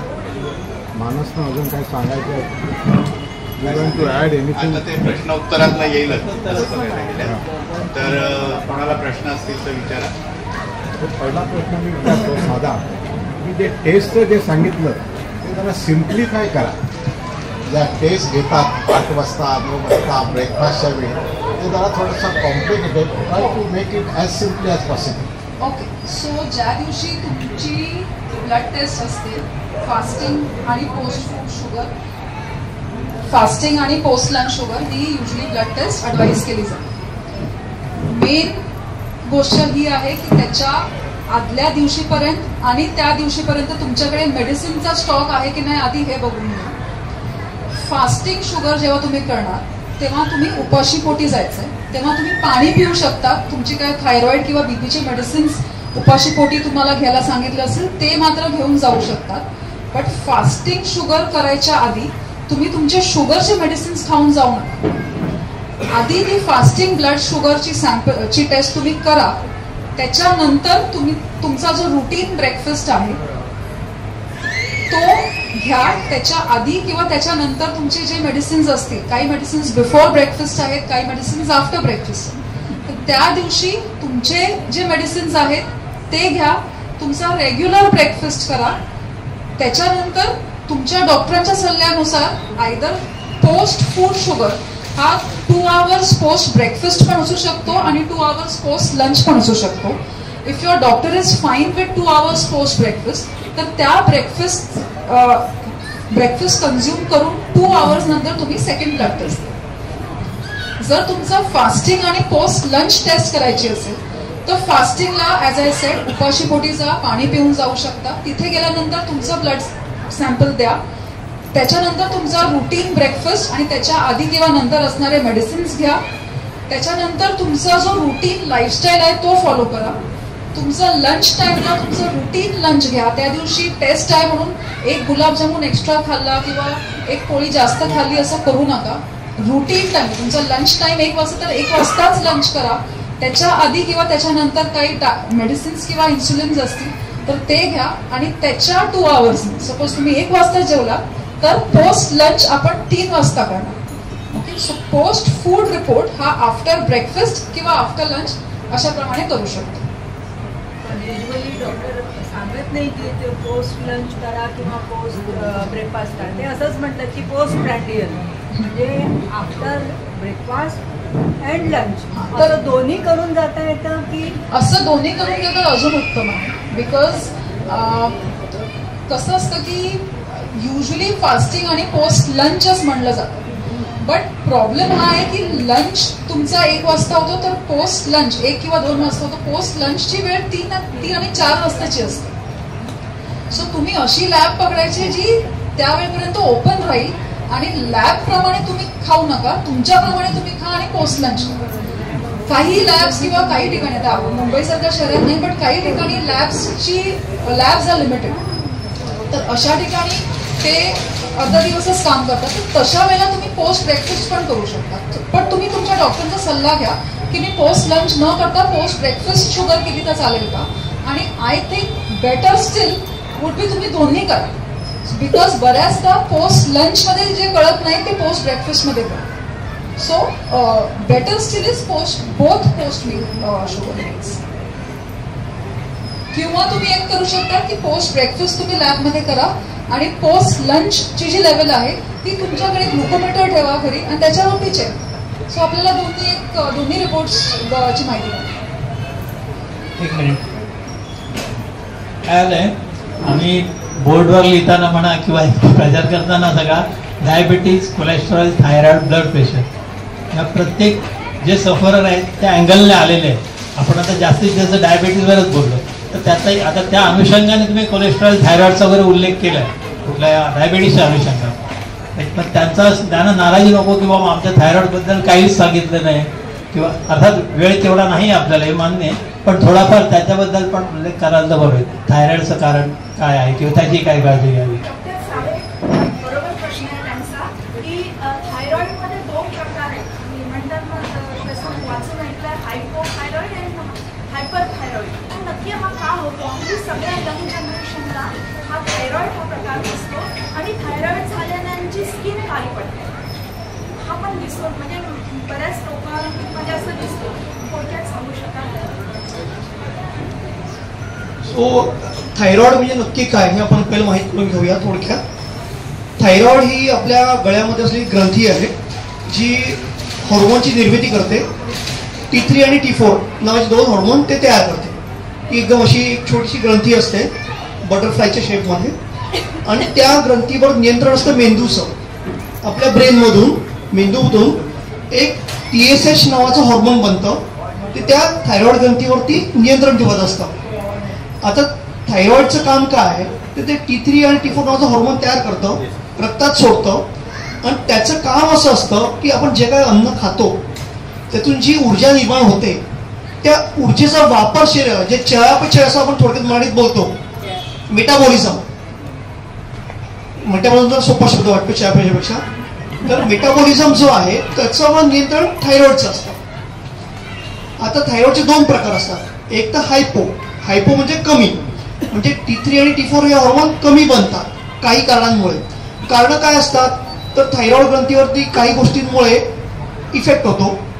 बऱ्याच वेळेला 90% हा ऑटो इम्युन असतो. म्हणजे ऑटो इम्युन म्हणजे काय की स्वतःचं शरीरच काही अशी विशिष्ट परिस्थिती निर्माण करते की ते थायरॉइड ग्रंथीवर अटॅक होतो आणि तिचं काम मंदावतं आणि T3 आणि T4 हे हॉर्मोन कमी पडतात. आता T3 आणि T4 हॉर्मोन कमी पडले तर मेंदूला कळतं अरे T3 T4 हॉर्मोन कमी पडतंय, मग ते वरून फोर्स टाकतं TSH द्वारे किंवा बाबा रे तुम्ही हॉर्मोन वाढवा. सो TSH वाढतं, रक्तामध्ये वाढतं, ते ट्राय करतं की तुम्ही निर्माण करा T3 T4, परंतु ती ग्रंथी थोडीशी कार्यक्षमता कमी झाल्या असल्यामुळे T3 T4 कमी बनतं आणि TSH वाढतं. म्हणजे आपण रक्त तपासतो तेव्हा आपण बघतो की TSH वाढल्या, T3 T4 कधी नॉर्मल पोहोचतं की कमी असतं, पण TSH वाढल्या म्हणजेच काय हायपोथायरॉइड झालं, TSH वाढतं. सो आता हे निदान झालं, पण लक्षणं काय असतात की हॉर्मोन कमी झाल्यामुळे काय होतं की शरीरातल्या ऊर्जेचा वापर होत नाही. ती ऊर्जा जमा होते शरीरामध्ये चरबीच्या रूपामध्ये, मग ते व्यक्तीचं वजन वाढत जातं, स्थूलपणा वाढतो, सुस्ती येते कारण एनर्जी यूज होत नाहीये.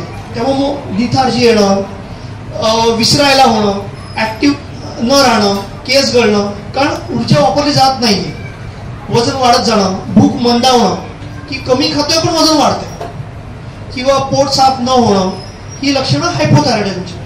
आता जसं मी म्हणाल की केस गळणं वगैरे आहे तसं तो इफेक्ट त्वचेवर पण होतो. मग काही याच्यामध्ये ती त्वचा काळवंटते. बऱ्याच वेळेला थायरॉइडिझम जो प्रकार आहे हा थायरॉइडच्या सोबत येतो, डायबिटीसच्या सोबत येतो, आणि म्हणून बऱ्याच वेळेला स्त्रियांमध्ये हा खास करून दिसून येतो. आता स्त्रियांमध्ये हायपोथायरॉइड हा प्रकार जो आहे हा 4 फेजेसमध्ये येतो. पहिली फेज असते की जेव्हा लहानपणी मासिक पाळी सुरू होते, दुसरी फेज असते की जेव्हा प्रेग्नन्सी होते, तिसरी फेज डिलिव्हरी होते, आणि चौथी फेज म्हणजे मासिक पाळी जाते. या शक्यतो 4 फेज जे असतात त्या स्त्रियांच्या शरीरामध्ये हॉर्मोनचे फार उतार चढाव होतात आणि त्या वेळेला बऱ्याच वेळेला हा हायपोथायरॉइड आजार वाढून येतो की दिसून येतो. ह्याचा विरुद्ध प्रकार म्हणजे हायपरथायरॉइड मध्ये काय होतं की T3 T4 अतिरिक्त बनतात, गरजेपेक्षा जास्त प्रोडक्शन होते, आणि त्याच्यामुळे काय होतं की जे काय आपण खातो ते ऊर्जेत रूपांतर होतं, आणि त्याच्यामुळे काय होतं की जे काय खाल्लंय ते पटकन पचतं, पचल्यामुळे वारंवार शौचालय जावं लागतं, माणूस बारीक होत जातो कारण की एनर्जी वापरली जाते, अंगात स्टोर राहत नाही आणि माणूस बारीक होतो, छातीत धडधड होते, घाबरल्यासारखं वाटतो, कारण हायपर मेटाबॉलिझम होतं, ते हायपरथायरॉइड असतं. सो हे दोन्ही विभिन्न प्रकार आहेत, परंतु कधी कधी काय होतं की हायपोथायरॉइड होण्याच्या अगोदर शरीर हायपरमध्ये जातं आणि त्यामुळे कधी कधी ते हायपरची रिपोर्ट असतात आणि नंतर हळूहळू हायपोमध्ये जातात. सो हे प्रत्येक वेळेला रिपोर्ट बघून ट्रीटमेंट दिली जात नाही. कधी कधी तुम्ही रिपोर्ट करता TSH का असतं, आपण सगळेच रिपोर्ट करतो, ऑल रुटीन करतो, आणि TSH पण त्यात येऊन जातं की पॅकेजमध्ये येतं, आणि TSH जस्ट बॉर्डरच्या वरती असतं, बऱ्याच वेळेला लगेच गोळी सुरू करून टाकतात. सो असं करायला नाही पाहिजे. त्या व्यक्तीला सिम्पटम्स आहेत का, म्हणजे लक्षणं आहेत का, ती लक्षणं असतील आणि थायरॉइडची लेवल TSHची लेवल 7च्या वरती असेल तर आम्ही लगेच औषध सुरू करतो. अदरवाईज आम्ही म्हणतो वेट अँड वॉच, आपण बघूया काही इतर कारणामुळे ते वाढलाय का. सो पेशन्स ठेवून ह्याची ट्रीटमेंट केली पाहिजे. प्रत्येक रिपोर्टची ट्रीटमेंट केली जात नाही, व्यक्तीची ट्रीटमेंट केली जाते, व्यक्तीची लक्षणं ट्रीटमेंट केली जाते. त्यामुळे थायरॉइड हा फार महत्वाचा आहे, कारण का थायरॉइड कंट्रोल नसेल तर त्याच्यामुळे वजन वाढत जातं, स्थूलपणा वाढतो, हाडं ठिसूळ होतात, फ्रॅक्चरचा धोका वाढतो, कोलेस्ट्रॉलचा धोका वाढतो, ब्लड प्रेशरचा धोका वाढतो आणि डायबिटीसचा पण धोका वाढतो. बरोबर तुम्ही थायरॉइडच्या विषयाला हे केलं, ओघात ते राहून गेलं. डायबिटीस हा एवढाच वास विषय आहे की थायरॉइड साईडलाईन होतो, पण थायरॉइड ही तेवढाच किचकट आणि फार महत्वाचा विषय आहे. आणि जेव्हा ज्या व्यक्तीला होतं त्यालाच ते कळतं की नक्की त्याचे त्रास काय आहे. मी वासुदेव वजे, वय 76. गेली 5-6 वर्ष मी रेग्युलर दरवर्षी हेल्थ चेकअप करतो आणि सगळे रिपोर्ट नॉर्मल आहेत माझे. तर मला असं विचारायचं आहे की तुम्ही जे आता डाएटवर एवढं मोठं बरंच काही सांगितलं, बऱ्याच लोकांना त्याचा फायदा पण होईल, परंतु ज्याला हे काही आजार नाही आहेत त्या लोकांनी डाएट घेताना आणखीन काही काळजी, तशी काही काळजी घ्यायला पाहिजे का? तुम्ही तो बटाट्यावडाचा विषय जसं सांगितला, किंवा आपण लग्न समारंभात पार्टीला वगैरे जातो आणि तिथं व्यवस्थित जेवतो, तर ज्या लोकांना कोणताही आजार नाही आहे, जे पेशंट नाही आहेत, त्यांच्या बाबतीत काय विचार करायला जावं?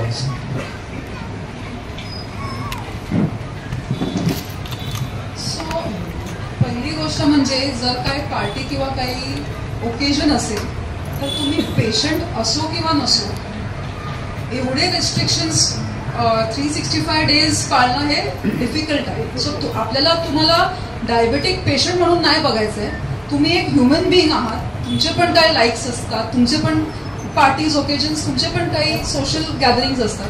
अशा वेळेला थोडंसं लिवे देणं इज फाईन. आणि ज्या डाएटबद्दल मी सांगितलं ते मी परत सांगते की ते that is not for diabetic individuals. ते एक हेल्दी डाएट आहे जे तुम्हाला डायबिटीज असो किंवा नसो, तू फॉर युअर ओन इम्युनिटी आणि फॉर युअर ओन वेलबिंग ते फॉलो केलं पाहिजे. आणि वडा वगैरे ह्या सगळ्या गोष्टी जर तुम्हाला बघा, आज जर डायबिटीज नाही आहे आणि आज जर कोलेस्ट्रॉल नाही आहे म्हणून कधीच होणार नाही, ह्यातला पण प्रकार नाही. सो ह्या ऑइली फूड्स आणि प्रोसेस्ड फूड्स मध्ये आपण नेहमी एक कुठेतरी फुल स्टॉप दिला पाहिजे. स्ट्रेस आणि डायबिटीसचा संबंध आहे? डेफिनेटली संबंध आहे. सो स्ट्रेसनी बऱ्याचदा आपण बघतो की जी व्यक्ती एकदम कंट्रोल्ड होती, आतापर्यंत त्यांचे सगळे रिपोर्ट्स नॉर्मल होते, सडनली आपण येतो की अरे बाबा काय झालं, HbA1c लगेच जे 6.5-7 असायचं त्याला डायरेक्टली 8.5 का झालं?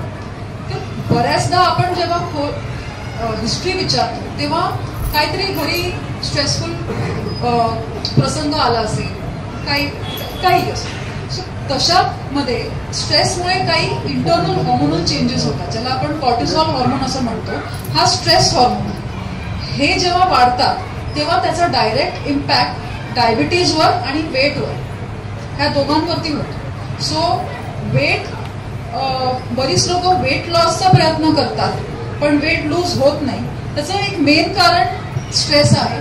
बरीच लोक during a period of stress त्यांची शुगर कंट्रोलला येतच नाही, त्यांचे मेडिसिन्स वाढतात आणि अल्टिमेटली जेव्हा दॅट पिरियड इज ओव्हर त्यांचे मेडिसिन्स परत कमी करून आपण लेवलला आणू शकतो. सो स्ट्रेसचा डिरेक्ट संबंध असतो.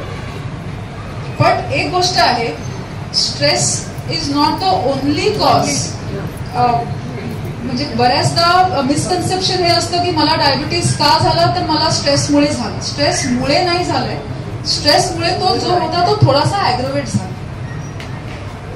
यांनी विचारलं त्याप्रमाणे एखादी व्यक्ती नॉन डायबेटिक असेल, नॉन हायपरटेन्सिव्ह असेल आणि ओबेसिटी नाही आहे, रेग्युलर एक्सरसाइज करतो आणि म्हणजे lipid profile is also normal, no hyperlipidaemia, अशा व्यक्तीला हार्टचे विकार होऊ शकतात का? म्हणजे आर्टेरियल प्लॅक्स वगैरे होऊ शकतात का? सो आर्टेरियल प्लॅक्स, हार्टचे विकार डायबेटिक्समध्ये आपण फक्त लिपिड प्रोफाईल नॉर्मल आहे म्हणून आपल्याला हार्टचा प्रॉब्लेम नाही होणार हे गृहीत नाही धरू शकत. सो बेसिकली जसं मी म्हटलं की आपलं इंटरनल फॅट जे स्टोर्ड फॅट आहे ते नेहमी जास्त असतं आणि डायबेटिक्समध्ये जे रक्तवाहिनी ज्या असतात ज्याला non diabetic person is non diabetic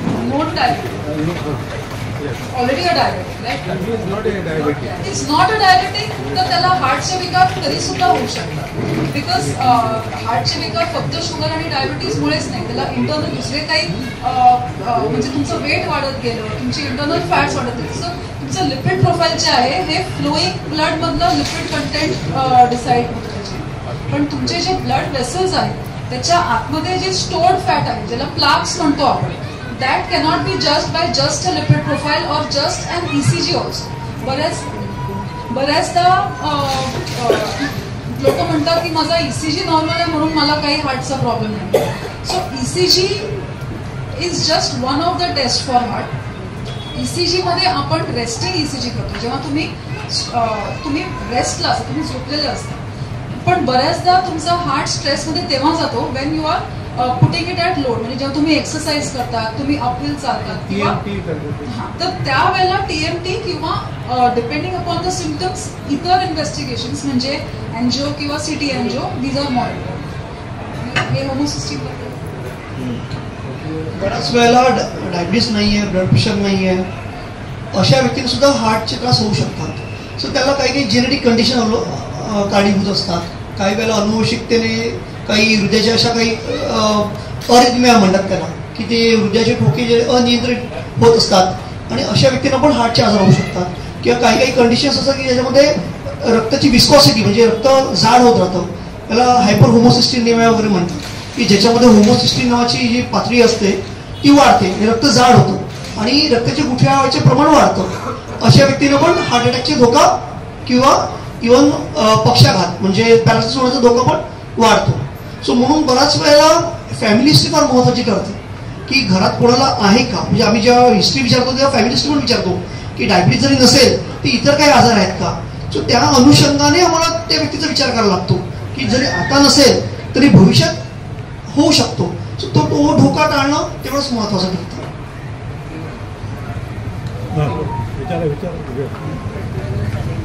आवाज आहे मोठा तुमचा, विचार. डायबेटिक इन्स्पेक्शन म्हणजे काय आणि जे कोण शुगर फ्री चहा घेतात त्यामध्ये शुगर फ्री टॅबलेट चालेल काय ते सांगितलं ते सांगितलं रिपीट केलं. डायबेटिक इन्स्पेक्शन म्हणजे इन्फेक्शन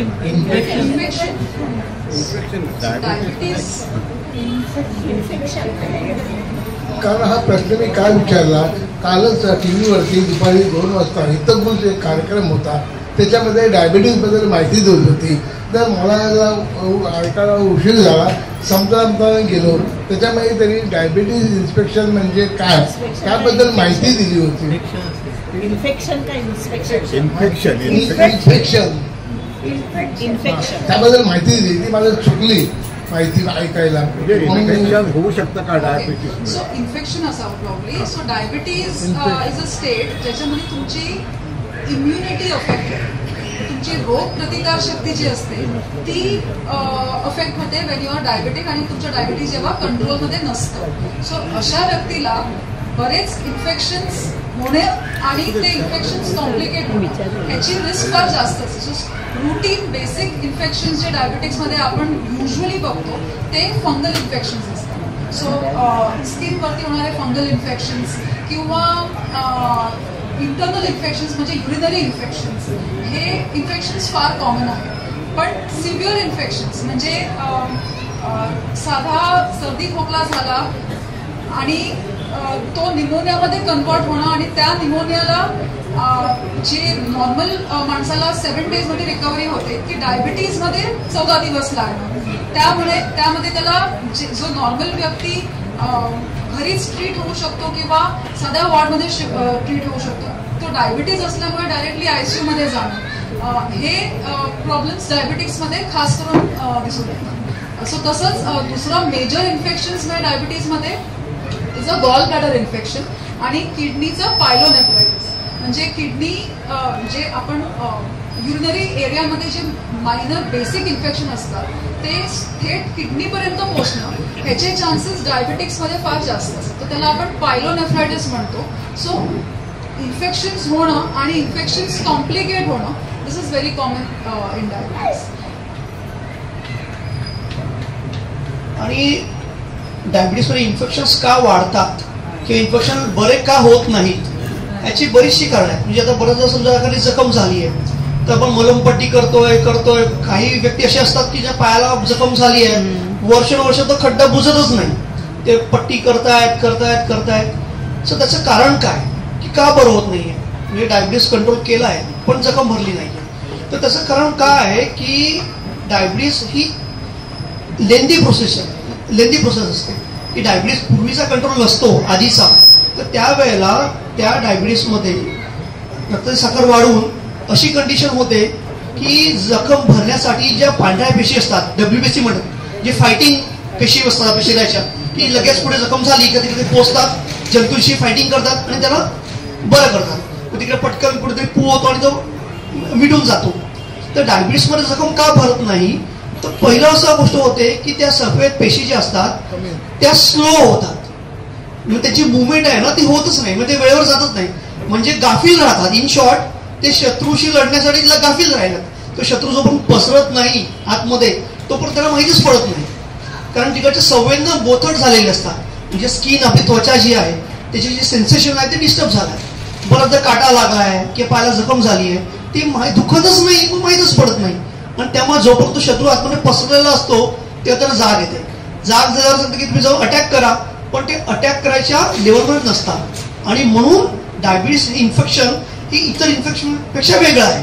आणि इतर जेव्हा आपल्याला डायबिटीस नसतो तेव्हा एखादी जखम झाली आपण बाहेरून मलम लावतो, ड्रेसिंग करतो आणि जखम बरी होते. पण डायबिटीसच्या जखमा ज्या असतात त्या आतून बऱ्या होतात. ते तुम्ही आतून सगळं घ्यावं लागतं, आतून डायबिटीस कव्हर करावा लागतो, रक्तपुरवठा सुधारावा लागतो. बऱ्याच वेळेला काय होतं की जखम बरी होत नाहीये, मग अँजिओग्राफी करून बघतात रक्तपुरवठा थांबलाय, ॲथेरोस्क्लेरोसिस झालाय आणि तिकडची जी रक्तवाहिनी ती चोकअप झाली आहे. म्हणजे तुम्ही औषधं जी घेतायत ती पोहोचतच नाही जखमेपर्यंत. मग अशा वेळेला ती अँजिओप्लास्टी पायाची करावी लागते. पायाच्या रक्तवाहिनीची अँजिओप्लास्टी करून रक्तपुरवठा सुधारवून मग त्या जखमा बऱ्या होतात. त्यामुळे डायबिटीसच्या जखमा आणि इतर जखमा ह्या जमीन आसमानाचा फरक आहे. त्याची ट्रीटमेंट पण फार दीर्घकाळाचा आहे. कधी कधी नुसत्या छोट्या जखमेसाठी सुद्धा 6 महिने ऍडमिट राहावं लागतं.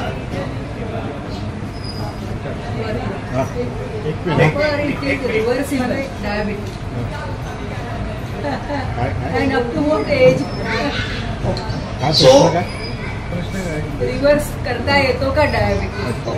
उत्तम प्रश्न आहे. आणि आता गेले 4-5 वर्षात हे फारच वाढलंय की माझं डायबिटीस रिव्हर्स होईल का. सो रिव्हर्सल ही जी संकल्पना आहे ना ती फार चुकीची आहे. रिव्हर्स नाही होणार, त्याला आम्ही रेमिशन म्हणतो. रेमिशन म्हणजे काय की काही कारणासाठी तो निघून जाऊ शकतो. सो हे रेमिशन कोणामध्ये शक्य आहे की ज्यांचा डायबिटीस अलीकडचा आहे, तरुण वय आहे, गेल्या 5 वर्षाच्या आतमध्ये डायबिटीस आहे, तर अशा व्यक्तींचं वजन खूप ओव्हरवेट आहे, त्यांनी वजन कंट्रोलमध्ये आणलं, आहार जे आपलं ते कंट्रोल केलं, जीवनशैली सुधारली. सो अशा व्यक्तींमध्ये ते पॉसिबल आहे. काही वेळेला जे ओव्हरवेट असतात, खूप जास्त वजन असतं, म्हणजे बेरिएट्रिक ऑपरेशन करतात, अशा व्यक्तींमध्ये ते रिव्हर्सपेक्षा रेमिशनमध्ये जाऊ शकतात. परंतु त्या व्यक्तींमध्ये सुद्धा कालांतराने तो परत डोकं वर काढू शकतो. जसं कर्करोग आहे, कॅन्सर आहे, तर कॅन्सर क्युअर पण कधी पडत नाही, तो रेमिशनमध्ये गेला असं म्हणतो की काही कारणामध्ये आपण किमोथेरपी घेऊन वगैरे करून तो थांबवत आहे. पण त्याच्यानंतर पण डॉक्टर म्हणतात की तुम्ही 6 महिन्यांनी चेक करा, वर्षांनी चेक करा, 3 वर्षांनी चेक करा, का तो परत डोकं वर काढू शकेल. तसं डायबिटीसमध्ये पण आहे. त्याला रेमिशन ही संकल्पना दिली जाते की अलीकडचा डायबिटीस असेल तर तो नक्की रेमिशनमध्ये जाऊ शकतो. ती व्यक्ती बिना औषधाची कंट्रोल करू शकते. पण ती एक तपस्या आहे, कारण जो आपण सगळं करून म्हणजे एफर्ट्स घेऊन ते केलेलं आहे ते एफर्ट्स टिकवून ठेवावे लागतात. त्यातून परत जर आपण म्हटलं की नाही येणे माझ्या मागल्या केलं तर तो परत येईल. Basic kidney replacement is done, pancreas का नहीं होता है?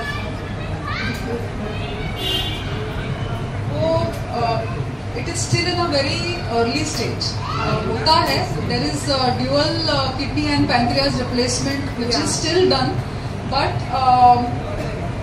it is not that easy, and it is not available at many places, and it may not always be successful. Because it may solve many. It may solve, but after transplantation उसके बाद जो medicine लेने होते हैं those will decide whether आपका वो जो transplanted kidney है वो टिकेगा कि नहीं. सो काफी बार वो ट्रांसप्लांट भी फेल होने के चांसेस है. So yes, there is dual kidney and pancreas transplantation done, but it is not the final and full solution because it is not that easy. It's a major surgery and post surgery जो अपने परहेज करना है, that is very important. शेवटचा प्रश्न आहे शेवटचा प्रश्न कट्ट्याशी संबंधित आहे. तुम्ही मगाशी बोलता म्हणालात की डायबिटीसमुळे माणूस निराशेत जाऊ शकतो, डिप्रेशन येतं. आता हे हॅलो येतं हा, तुम्ही मगाशी प्रस्तावनेत तुम्ही म्हणालात माणूस की डायबिटीसमुळे माणूस निराशेत जाऊ शकतो, डिप्रेशन येऊ शकतं. मग अशा केसमध्ये आम्ही कट्ट्याचे लोक एकत्र येतो, तर अशा माणसाला आम्ही as a group of people collective असं आम्ही काय करू शकतो त्या माणसाशी? How we can bring him out of this depression? तुमच्या प्रश्नावर तुमचं उत्तर दडलं. आता जसं मी म्हटलं की कुटुंबात एकाला डायबिटीज असेल तर पहिली भूमिका कुटुंबाची आहे की त्याने त्या माणसाला आपल्याला सामावून घेतलं पाहिजे, नकारात्मक किंवा निगेटिव्हिटी बाहेर काढली पाहिजे. बऱ्याच वेळा हे कुटुंबात शक्य नाहीये, परंतु तुमच्या कट्यावर नक्की शक्य आहे आणि तुम्ही हे वर्ष करत आहात. आणि हे मी स्वतः अनुभवलं आहे. तुमचे गाण्यांचे कार्यक्रम असतात, तुमचे सगळे पप्पा मला दाखवत असतात, क्लिप पाठवत असतात आणि हे खरं म्हणजे आता तुमच्या सगळ्यांच्या चेहऱ्याचा आनंद बघून आम्हाला पण बरी येते. आता उद्या जेव्हा आम्ही आमच्या ओपडीत जाऊ तेव्हा हे नक्कीच सगळं उत्साही वातावरण घेऊन जाऊ. तर डायबिटीस आणि डिप्रेशन हा विषय मी जसं म्हटलं की हा one of the number 1 issue आता होणार आहे, होत चाललाय. आणि जागतिक आरोग्य संघटनेनुसार depression will be the first cause. इथे आणखी 20 वर्षामध्ये हे पहिलं कारण असेल माणसाच्या अकाली मृत्यूचं. कारण डिप्रेशनमुळे सुसाईड रेट वाढणार. म्हणजे नॉन कम्युनिकेबल डिसीजेसमध्ये पूर्वी हार्ट डिसीज हा नंबर 1 होता, सोबत डायबिटीस आला, आता तिसरा आला डिप्रेशन आणि डिप्रेशन नंबर 1 ला जाणार आहे. आणि त्याच्यामुळे हे आपला जो अत्रे कट्टा आहे याच्यासारखे जे कार्यक्रम जे होत आहेत ते नॉट ओनली फक्त तुमच्या करमणुकीसाठी नाही आहेत, ते तुमच्या आरोग्यासाठी पण हितकारक आहेत.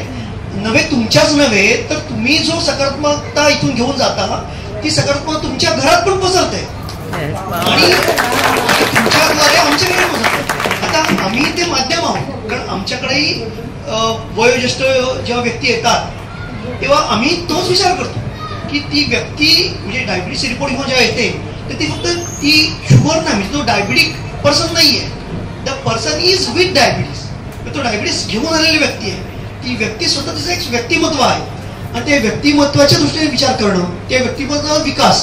जसं आपण लहान मुलांसाठी कार्यक्रम असतात की त्यांचं व्यक्तिमत्व विकसित झालं पाहिजे, तसं ज्येष्ठांचं पण व्यक्तिमत्व आहे आणि ते व्यक्तिमत्व संवर्धन झालं पाहिजे.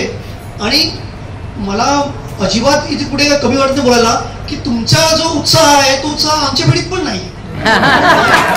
तुमच्याकडून आम्ही काहीतरी अधिकच घेऊन जाणार आहोत आणि उद्यावरून हा उत्साह आम्ही आमच्या पेशंटमध्ये, आमच्या बाकी मित्रमंडळींमध्ये पण तो ट्रान्समिट करण्याचा प्रयत्न करणार आहोत. त्याबद्दल मी सर्वांचा आभारी आहे, आयोजकांचा आभारी आहे की आम्ही दोघेही आभारी आहोत की ही संधी आम्हाला मिळाली या कट्ट्याच्या मार्फत आणि खूप आनंद वाटला इथे येऊन. आणि तुमचं जे हास्य आहे ते खूपच टेम्पटिंग आहे आणि कंटेजियस आहे.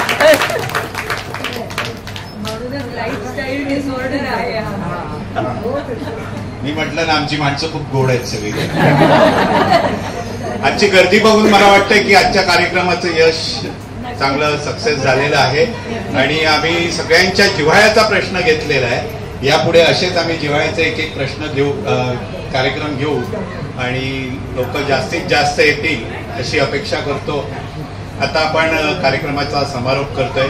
मला माहिती आहे की आपल्या प्रत्येकाच्या मनात असंख्य प्रश्न आहेत, पण त्याची उत्तरं तुम्हाला इथे मिळणार नाहीये आणि समाधान पण होणार नाहीये. जर समाधान मिळवायचं असेल तर ठाकूर कॉम्प्लेक्स काही लांब नाहीये. ठाकूर कॉम्प्लेक्स आहेत ना की ठाकूर विलेज कॉम्प्लेक्स लांब नाहीये. तिथे जाऊन तुम्ही विचारू शकता. अपॉइंटमेंट हवी असेल तर आपले अवरसेकर आहेतच. सगळ्यात चांगली गोष्ट हीच आहे की आपल्याच परिवारातले अवरसेकर आहेत, त्यांचीही मुलगी आहे, त्यांचा जावई आहे. त्याच्यामुळे हा कार्यक्रम छान झाला, व्यवस्थित पार पडला. मी कार्यक्रमाचा समारोप करायला अशोक परब यांना विनंती करतो. नमस्कार. आपण कार्यक्रम ठेवल्यावर आपण आभार मानतो. आज आपल्या 2 वक्त्यांनीच आपलेच आभार मानले. तरी औपचारिक का होईना मी आभार मानायलाच पाहिजे त्यांचे. तसे आपले घरचे डॉक्टर आहेत.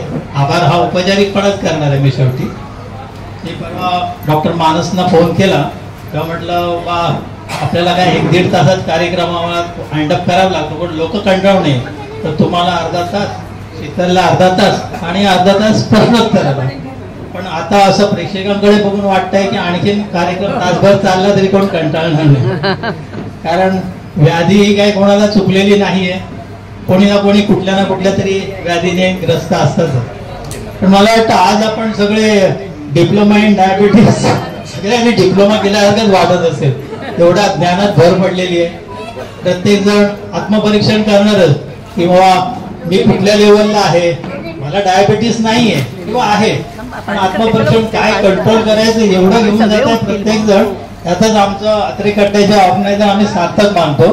कारण हा कार्यक्रम आम्ही गेले 1-2 वर्ष मनात चाललेला, पण शीतल तयार होत नव्हती. कारण शीतलला कसं 5 स्टार हॉटेलमधल्या कॉन्फरन्स करायची सवय, तिच्या बोलण्याकडे इंग्लिश मराठी जास्त, इंग्लिशवर जास्त भरायचं. तिची ती अडचण होती म्हणून टाळत असायची ती. पण डॉक्टर मानस बद्दल मी उलट ऐकलेलं. मग डॉक्टर म्हणून एवढा सुंदर वक्ता आहे. आमच्याच पैकी अत्रेकट्टे आज त्या नाही आहेत कार्यक्रमाला. मला आईलने सांगितलेलं तो एवढा सुंदर वक्ता आहे आणि त्याच्या त्या बोईसर परिसरात खूप फेमस आहे, वक्ता म्हणून पण आणि डॉक्टर म्हणून पण. त्याला मराठी बोलण्याबद्दल त्याला काही प्रॉब्लेम नाही, मला अगोदरच कळलेलं. जरी संबंध झाला तरी. शीतलचा काय बेबी सिटिंगला आमच्याच सोसायटीत आहे, तिला लहानपणापासून ओळखतोच आहे. त्यामुळे ती कशी लहानाची मुळे कशी हुशार. इव्हन 10वी मध्ये तिला आमच्या अशोकनगर मधलं पारितोषिक मिळालेलं. कारण पहिल्यापासूनच म्हणजे कोण हुशार आहे ती. त्यामुळे आता पण तिचं ज्ञान बघून सगळ्यांना खात्री पटली की किती तिने कष्ट घेतलेले आहेत आपलं ज्ञान संपादन करायला. आणि खरोखरच आम्ही हा कार्यक्रम आम्हाला सार्थक झालं का वाटतंय की मी सकाळीच बोललो, आम्ही ऑर्गनायझर भेटतो तेव्हा 70-75 पर्यंत, पण आता जवळजवळ 100-125 लोक उपस्थित आहेत. त्यामुळे खूपच कार्यक्रम आमचा छान झाला याचा आम्हाला सार्थ अभिमान वाटतोय. आणि याच्यापूर्वी पण आम्ही 3-4 डॉक्टरना वक्ते म्हणून बोलवले. तसेच एक सुंदर डॉक्टर ओंकार देशमुख ते जे आहेत ते झाले. दुसरे डॉक्टर शेट्टी आणि हे 2 डॉक्टर. मला वाटते 4-5 डॉक्टर झाल्या. पण हाचा कार्यक्रम खरंच म्हणजे अविस्मरणीय म्हणावा लागेल. तर मी पुन्हा एकदा औपचारिक मी आभार मानतो. राणेसाहेब बोलणार आहे. एक पॉइंट जो मला सांगायचा होता तो अशोकने कव्हर केला. आपलं काय असं आपली एक समजूत अशी असते की हे तरुण डॉक्टर वगैरे यांना कदाचित मराठी येतच नसेल, पण डॉक्टर मानसने आम्हाला कम्प्लीट विकेट घेतली आमची. आणि इतका अस्खलित मराठीत त्याचा पहिला प्रास्ताविक त्याचा ऐकल्यानंतर आणि की हे विषय सुद्धा मराठीत सुंदर रीतीने सादर करता येतात याचं प्रतीक म्हणजे मानसचा पहिला प्रास्ताविक होता.